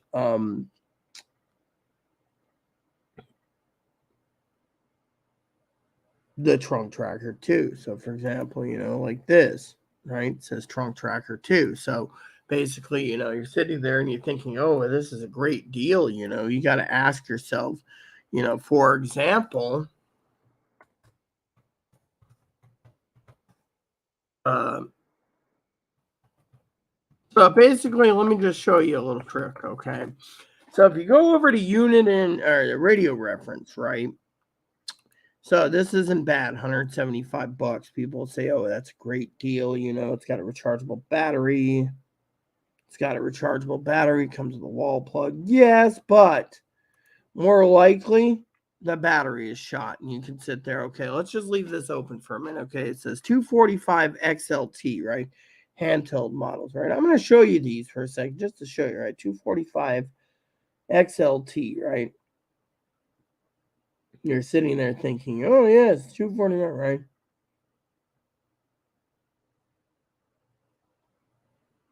$245 XLT, trunking Motorola and EDAX. $1999 to $2,000. So basically, the guy wants, this is a 2000 model, right? So you can sit there and realize what's going on, right? Oh, sorry.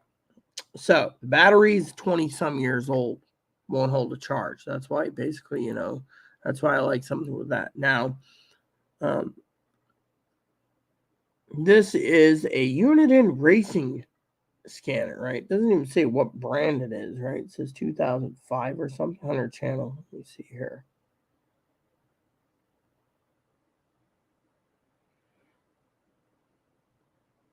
So this guy's got a new box, right? I want to share with you a couple things here, right?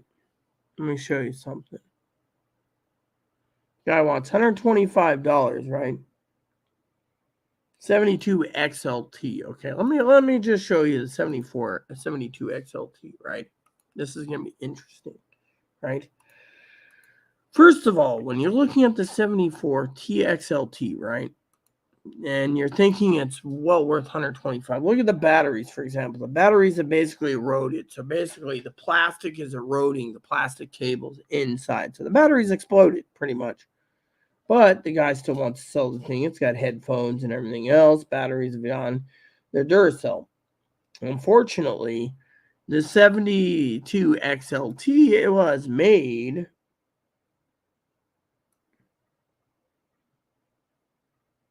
2004 with a 2011 version upgraded to Vietnam. So it's a NASCAR model, you see. So basically, do you want it? No. So next up on the list is your 75 XLT. Now, the reason we're speeding this up now is because the 75 XLT can go for open box for $40. All right, $40. See, $40. Perfect prepper. It's open box though, but you see, it's $40. See, perfect deal. Maybe. Would I get it? Possibly. Thing is, there's no box with a but. You know, this again's open box, 70, 66 bucks. This one here comes with a box, but it's an open box. Box looks like crusty, whatever. This is new. So let me just show you, see? Let's just show you this one, right? We're actually speeding this up. So you got this, right? See that? Brand new in the box, $60. What's the problem? Warranty. They don't warranty it on it. You buy it through eBay, Uniden doesn't warranty it. They want you to double pay the amount of money to buy it. Now, if you don't care for the warranty, go ahead and user error,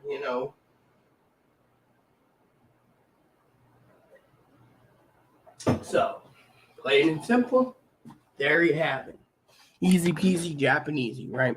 Yeah. So, I want to speed this up. So, most of these are higher ended, brand new. If you see a box with it, you're good. If you see an open box, I'm very skeptical of open boxes. But point is I want to share with you two other items. Okay. Oh, this one. See, this is something that someone was talking about the other day, right? The 60 XLT, right? Let's see, we're almost done, or I keep saying almost done, and then we continue. Yeah. So the 60 XLT, right? Look at these prices, right? The XLT right here is right here. See, look at this, $40, right? It says right there. Track tuning, right? So what does it come with, you say, right? Well, let me tell you what you get for $40. Okay, you literally get, right, AC/DC operation. So usually you get a plug with it, right? You actually get an actual plug with it, right? New box, right? $45, right? Look at this.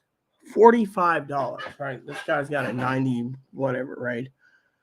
So basically, right, a mobile handheld scanner. My Uncle Donnie had one of these, I think it was. It was pretty cool, but look at that, right? So now you're wondering, okay, so you're wondering $45, right? Uniden won't, right?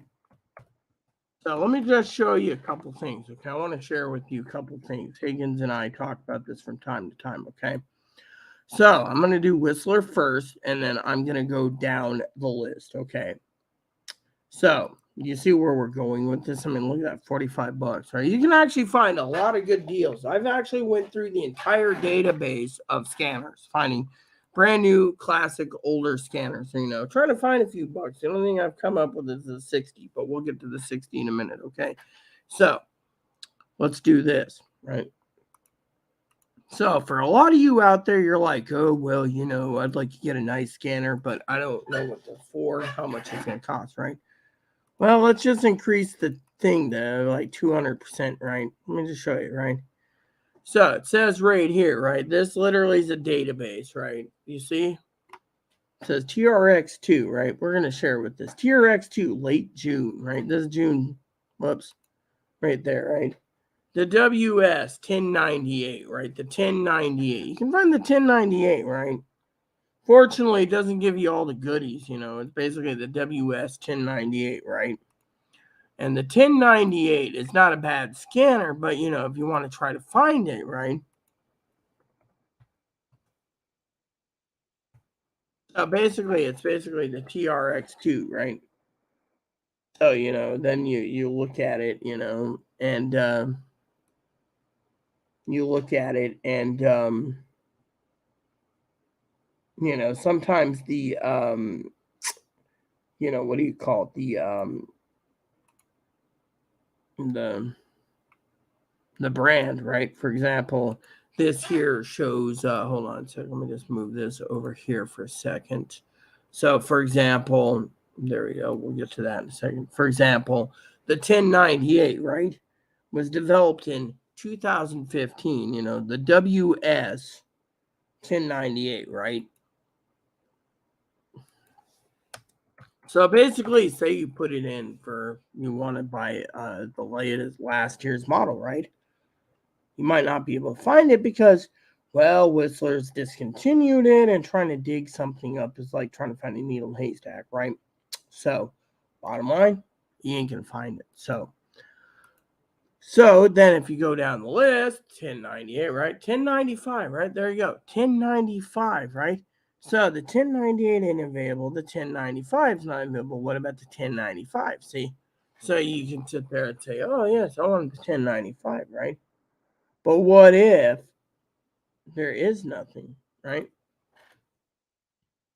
What if you can't find anything on those, right? They discontinue, or people say, oh, well, it's a gem. But again, removable faceplate, right? But then you look at this list, right? This list comes in handy. See, this says right here, free upgrades, free upgrades, free upgrade for NDX in with free upgrade, Moto Turbo, Turbo, Turbo, right? But if you go down here, what does this give you? Nothing. Then it says free upgrade, free upgrade, free upgrade. See, W1095, right? November, December. They basically made this, right? Same thing. They just basically rebranded it. But here, 2014, 2014. You see where we're going with this? Again, phase one, non-phase one, right? 1025. If you go down here, handheld scanner, see? June 2016, free upgrades again. Scroll down here. WS 1088 discontinued.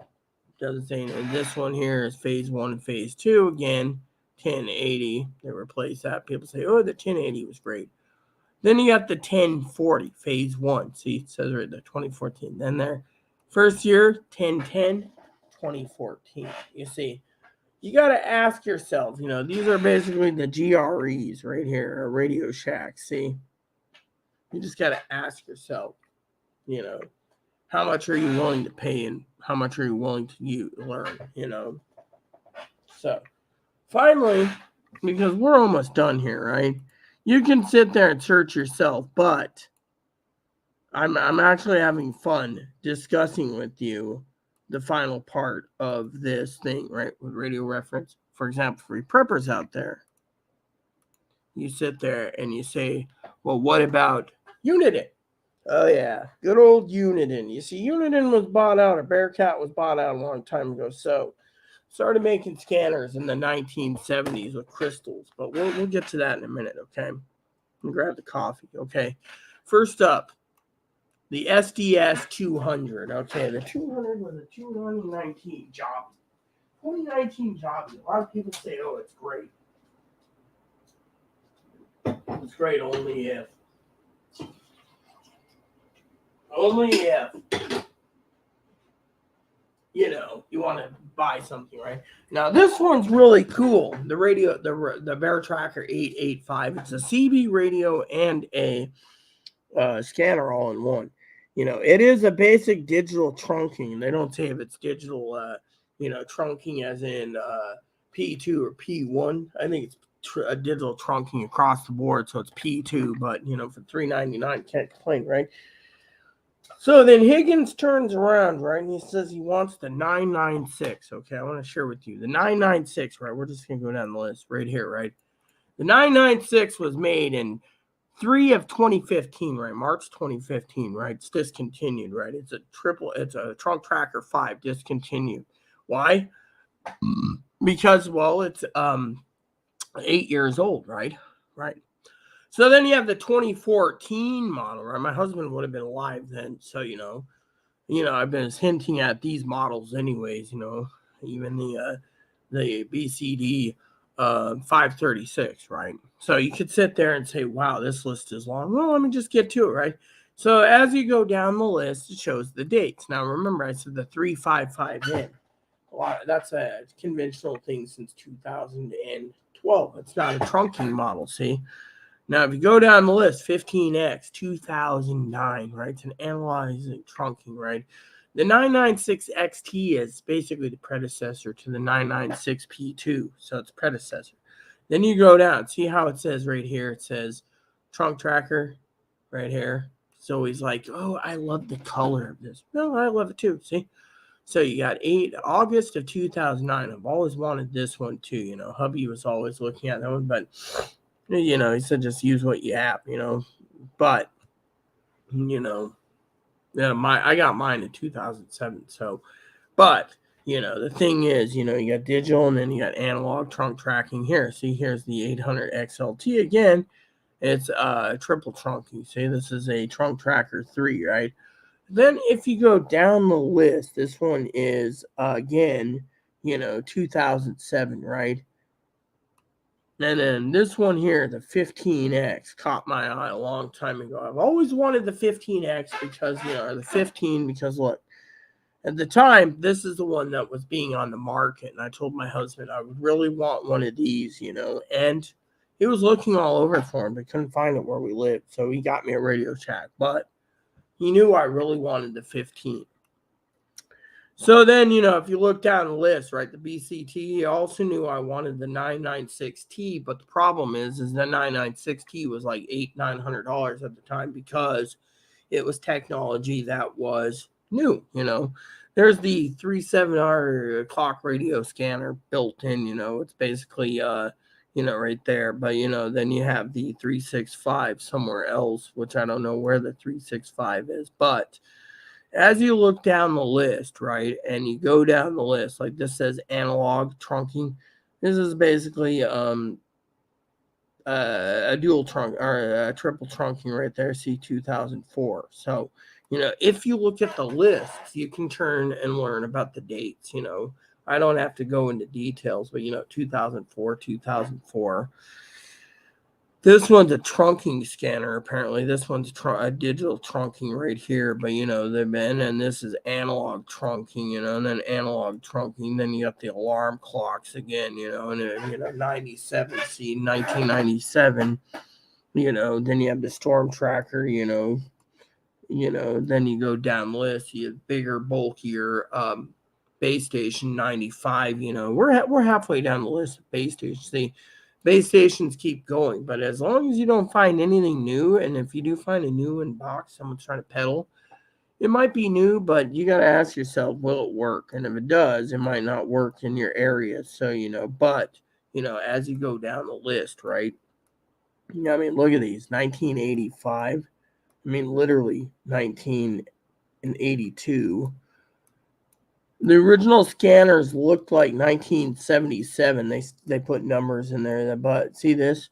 This was a traditional scanner back then, 8-track. See, right there. See, look at these. He's looking. Zoe's probably looking through this video later, like, oh my god, yeah, this is what they looked like back then. These are like, they look like little radios. Now, handheld scanners, as you know, we're gonna get through this pretty fast. Now, you got the SDS 100 2018.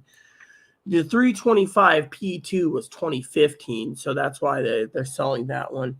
The BCD 436 is 2014, right? See, the 30C that we were talking about this earlier, discontinued, right? The 75 XLT basically was supposed to be replaced with the 30C. Instead, their 30C was replaced with the 125 AT, but the 125 everyone was buying because they were like the Nintendo radios. They wanted one for 2019, one for 2013, and then one for 2012, you see.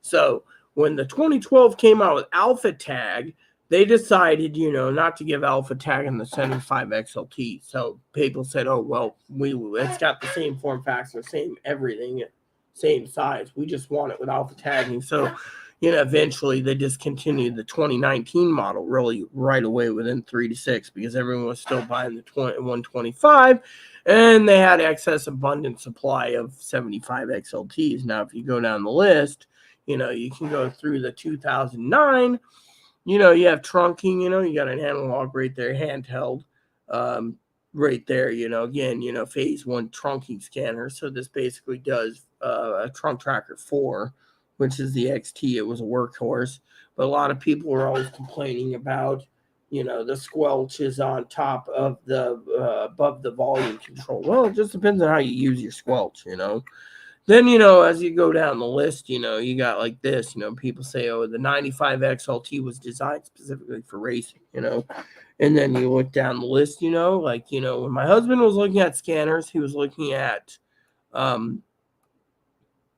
pretty much the 396 and the 346, but he went with the Radio Shack because, it was like $400, and that's what we had available. So he's like, deal with it, but, as you go down the list, you got people making decisions, like question mark, like this 2004. I wasn't with my husband. I was talking to my husband, but at the time, this is a Trunk Tracker 3, I think this is Trunk Tracker 3, yes. And then you got the NASCAR one. And then, as you go down the list, 2004, made in Vietnam, 2011. So, the 72, see, 2004 China made, they remade it 2011 for Vietnam. And then finally, if you go down the list, you got no trunking, then you got the, like this, see, the 245 XLT. That's the one I was showing you earlier on eBay. And they want like $300, $200 to $300 for it. And it's an analog trunking system, or analog trunking, etc. And it's pretty damn expensive. So, and then finally, if you go down the list here, you can see the other models, like 1995 and, the 80XLT. See, the 80XLT could still buy, on sale if you know what you're doing. It's 50 channels, right? These are like the basic scanners, that's conventional. And then finally, all the way down the list, you got the 60XLT, right? The 60XLT, right? The 60XLT is a model that basically, and then for handhelds, right? 1981 is the earliest. So, well, you see where I'm going with this? Now, you could go over to GRE, which does Radio Shack, right? I think I'll do that real quick, because I'd like to finish this up because, okay.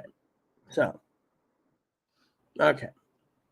All right. So, GRE, right? GRE. Okay. Let me just show you the GREs, right? This will be fun. So, the GREs basically the last model brand. Radio Shack uses them, right? So basically what it is right there, right? Base station. You got analog, Motorola, EDAX, and LTR, right? This is the GREs, right? Right here. And then you got the 600, 2007. Then you see that they're basically the same. You got digital trunking, analog trunking, and then you got the base station 200, right? And then you go down to this with whatever. And then you have these, right? 2012, 2011, 2010, GRE, 2000. And it goes down the list, right? And you don't even know how far down it goes because it's not that good. But let me just show you a trick, okay? You go.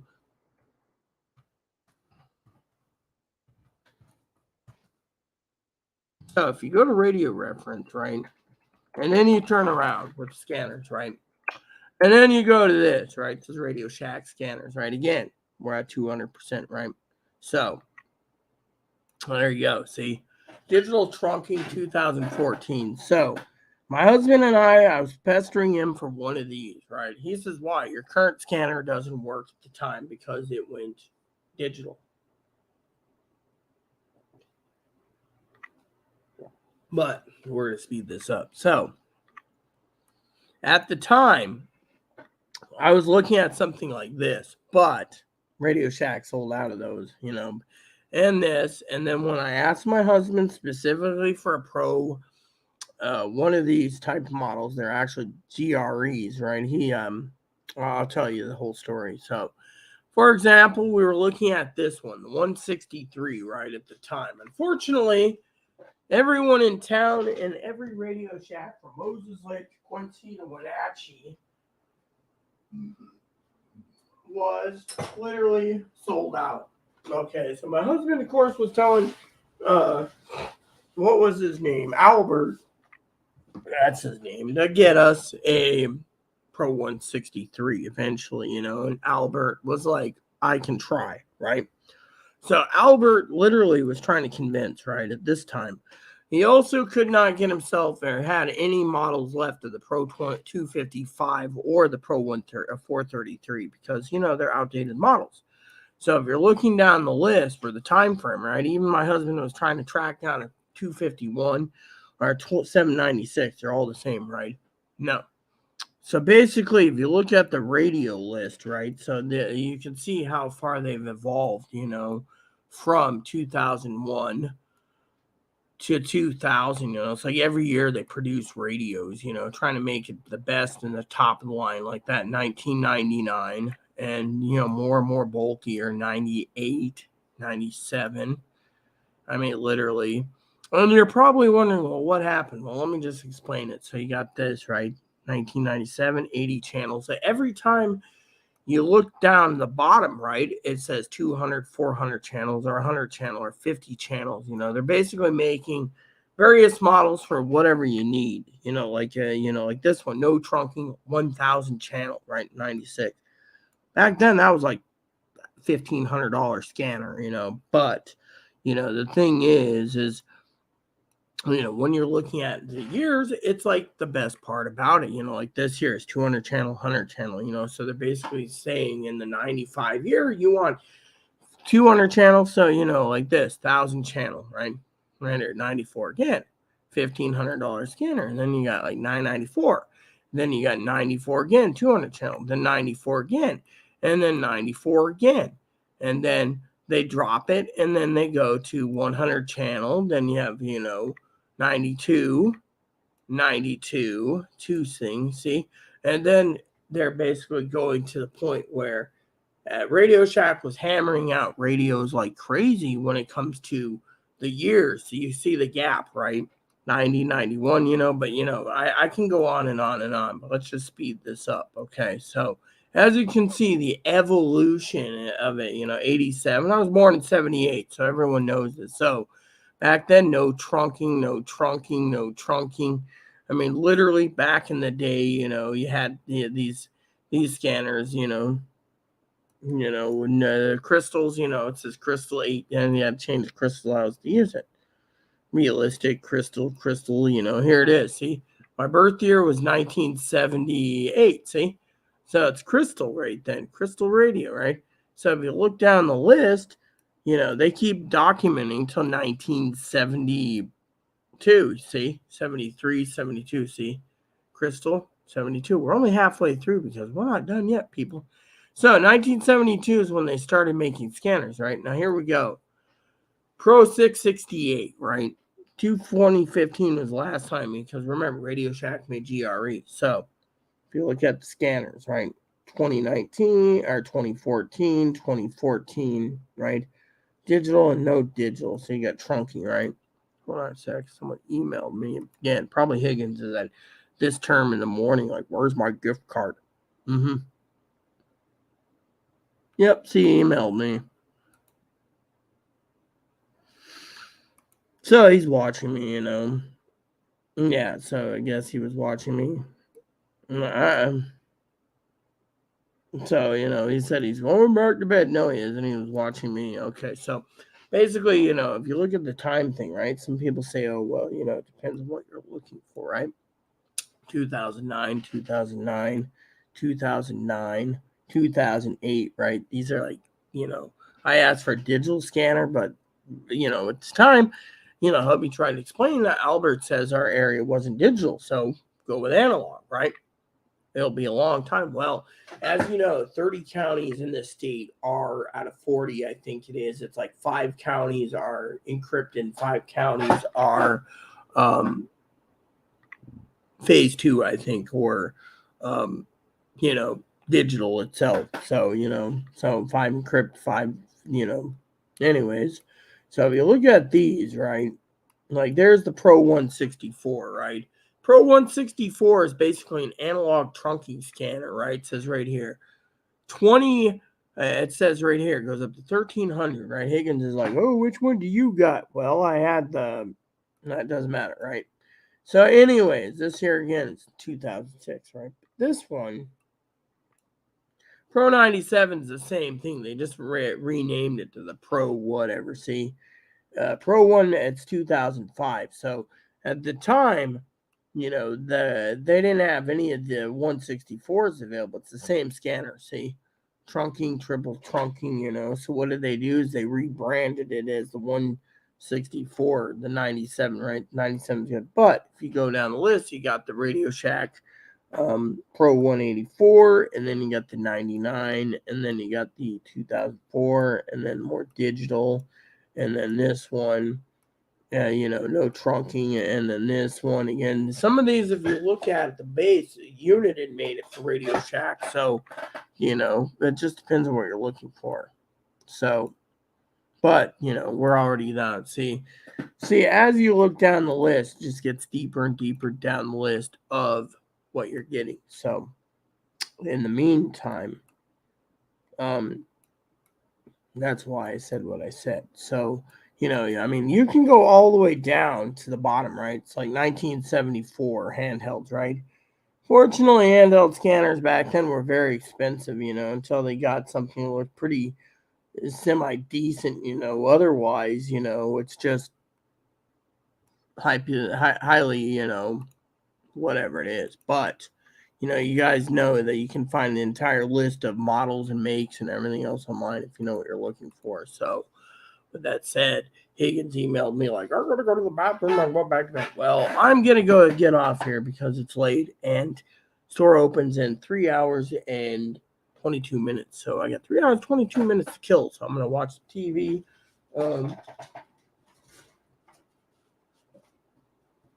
See?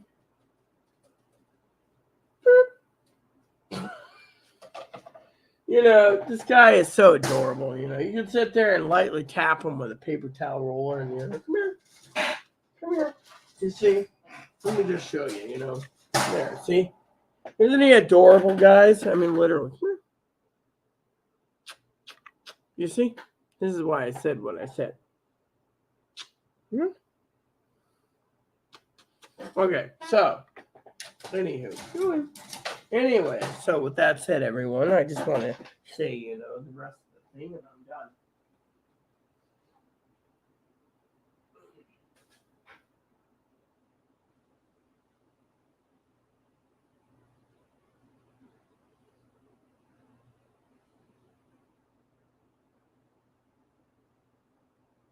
Oh, okay, so before I go, there's only a couple of things left to address, and that is, Zoe's thoughts, Higgins' thoughts, and my thoughts. Okay, I haven't heard Chloe's thoughts. Okay, Zoe's thoughts go like this.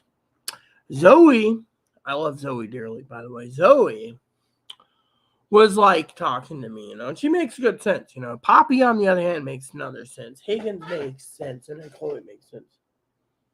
Hi. See, when he comes to me, that means he wants to. So basically, opinion one. Zoe's opinion was, what's the point of buying an expensive scanner, right? Well, let me just get out of this for a second, okay? I actually want to... I hate when my scanners list gets mixed up, so we're just going to do it this way, okay? All right, so... I don't know what to do. All right, doesn't matter. All right, so... First of all, I want to share with you 3 scanners before I go, okay? And I'll give your Zoe's opinion and Higgins' opinion and Chloe's opinion and Poppy's opinion, okay? All right, so let's just get this done so I can get out of here. I'm getting a little tired. So, basically, first of all, the scanners that I recommended for myself for this one, right? All right, so Trunk Tracker 3, analog, conventional, $180 plus tax, whatever, right? Point being, I'll tell you what the point being is. Point being is the scanner literally is used specifically for that. Now you can put on a better antenna and see if it reaches out, but the problem is it might not reach out, right? So the point I'm basically making is this. If you're going to basically live comfortably, then you must realize that, if you're going to buy a scanner, then, you need to ask yourself, is it conventional? Yes, our area is conventional. Will my scanner pick up? No, because basically it's not chirping. The thing is, Higgins and I have been doing extensive research around the clock. Okay, we're tired. We're burned out. But thing is, Zoe made a point. She says, what if you're paying $200 for one channel? What if you're paying $200 to get 2 channels, right? Right? Then the Higgins' argument, all right? So this is $200. Okay, I'm speeding this up because I really got to get out of here, okay? Then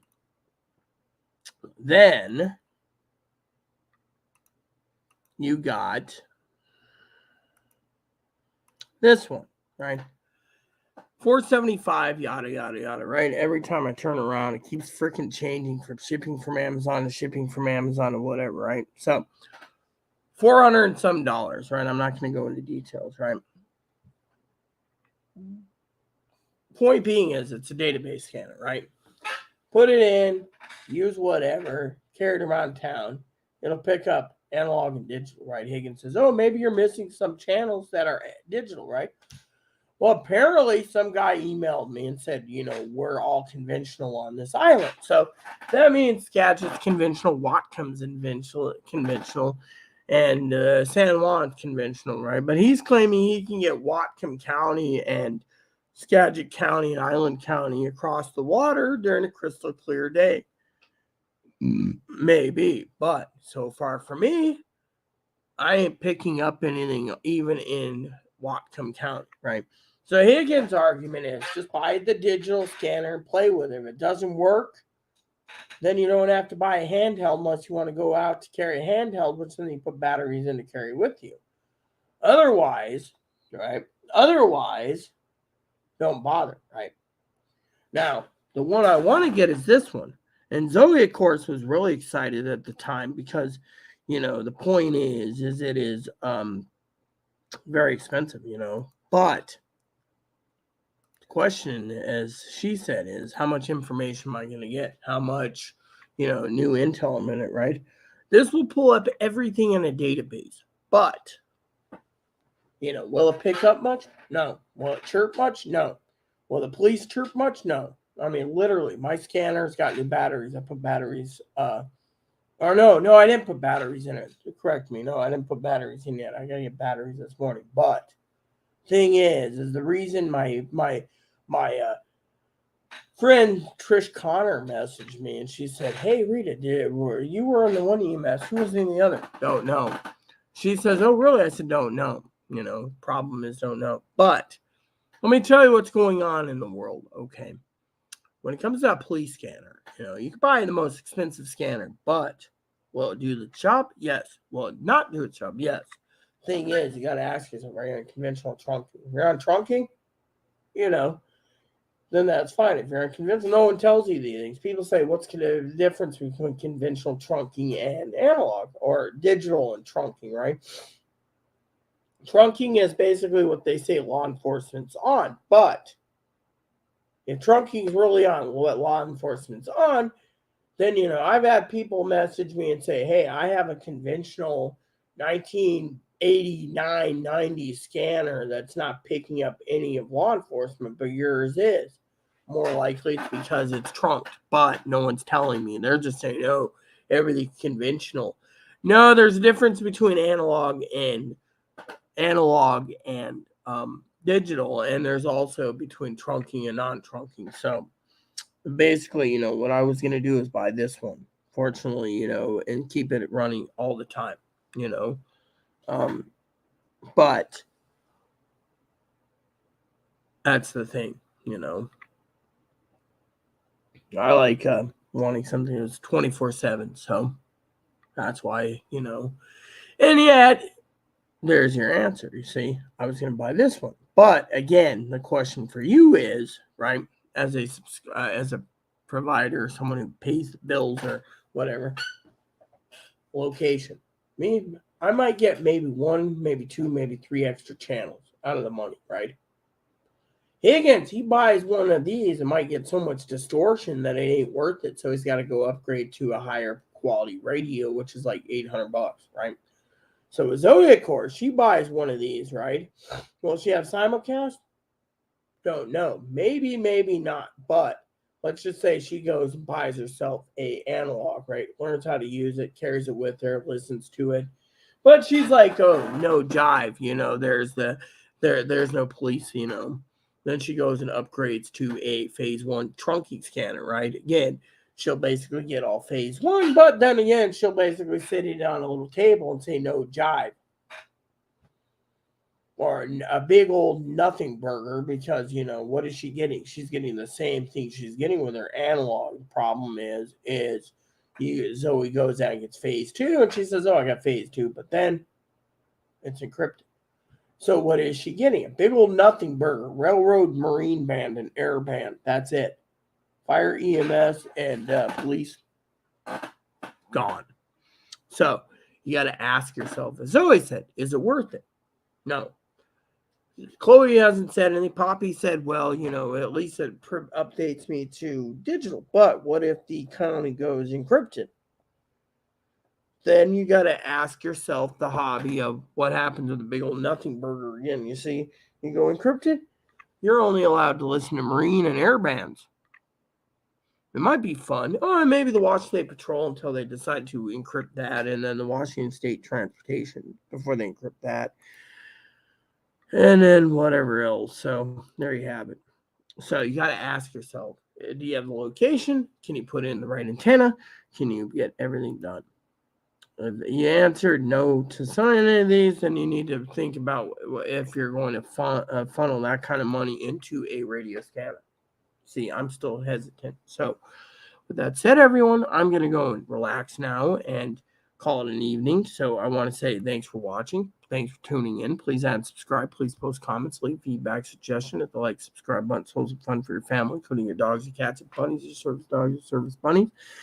Please hit the bell notification and subscribe button. It's wholesome fun for the family, including your dogs, your cats, your bunnies, your service dog, your service bunny. And I just want to say, look for my early morning breakfast edition, where I will be talking about the breakfast sandwiches that Chloe's probably going to be picking me up at the gas station because, well, I haven't eaten today at all, and I'm looking forward to it. So thanks.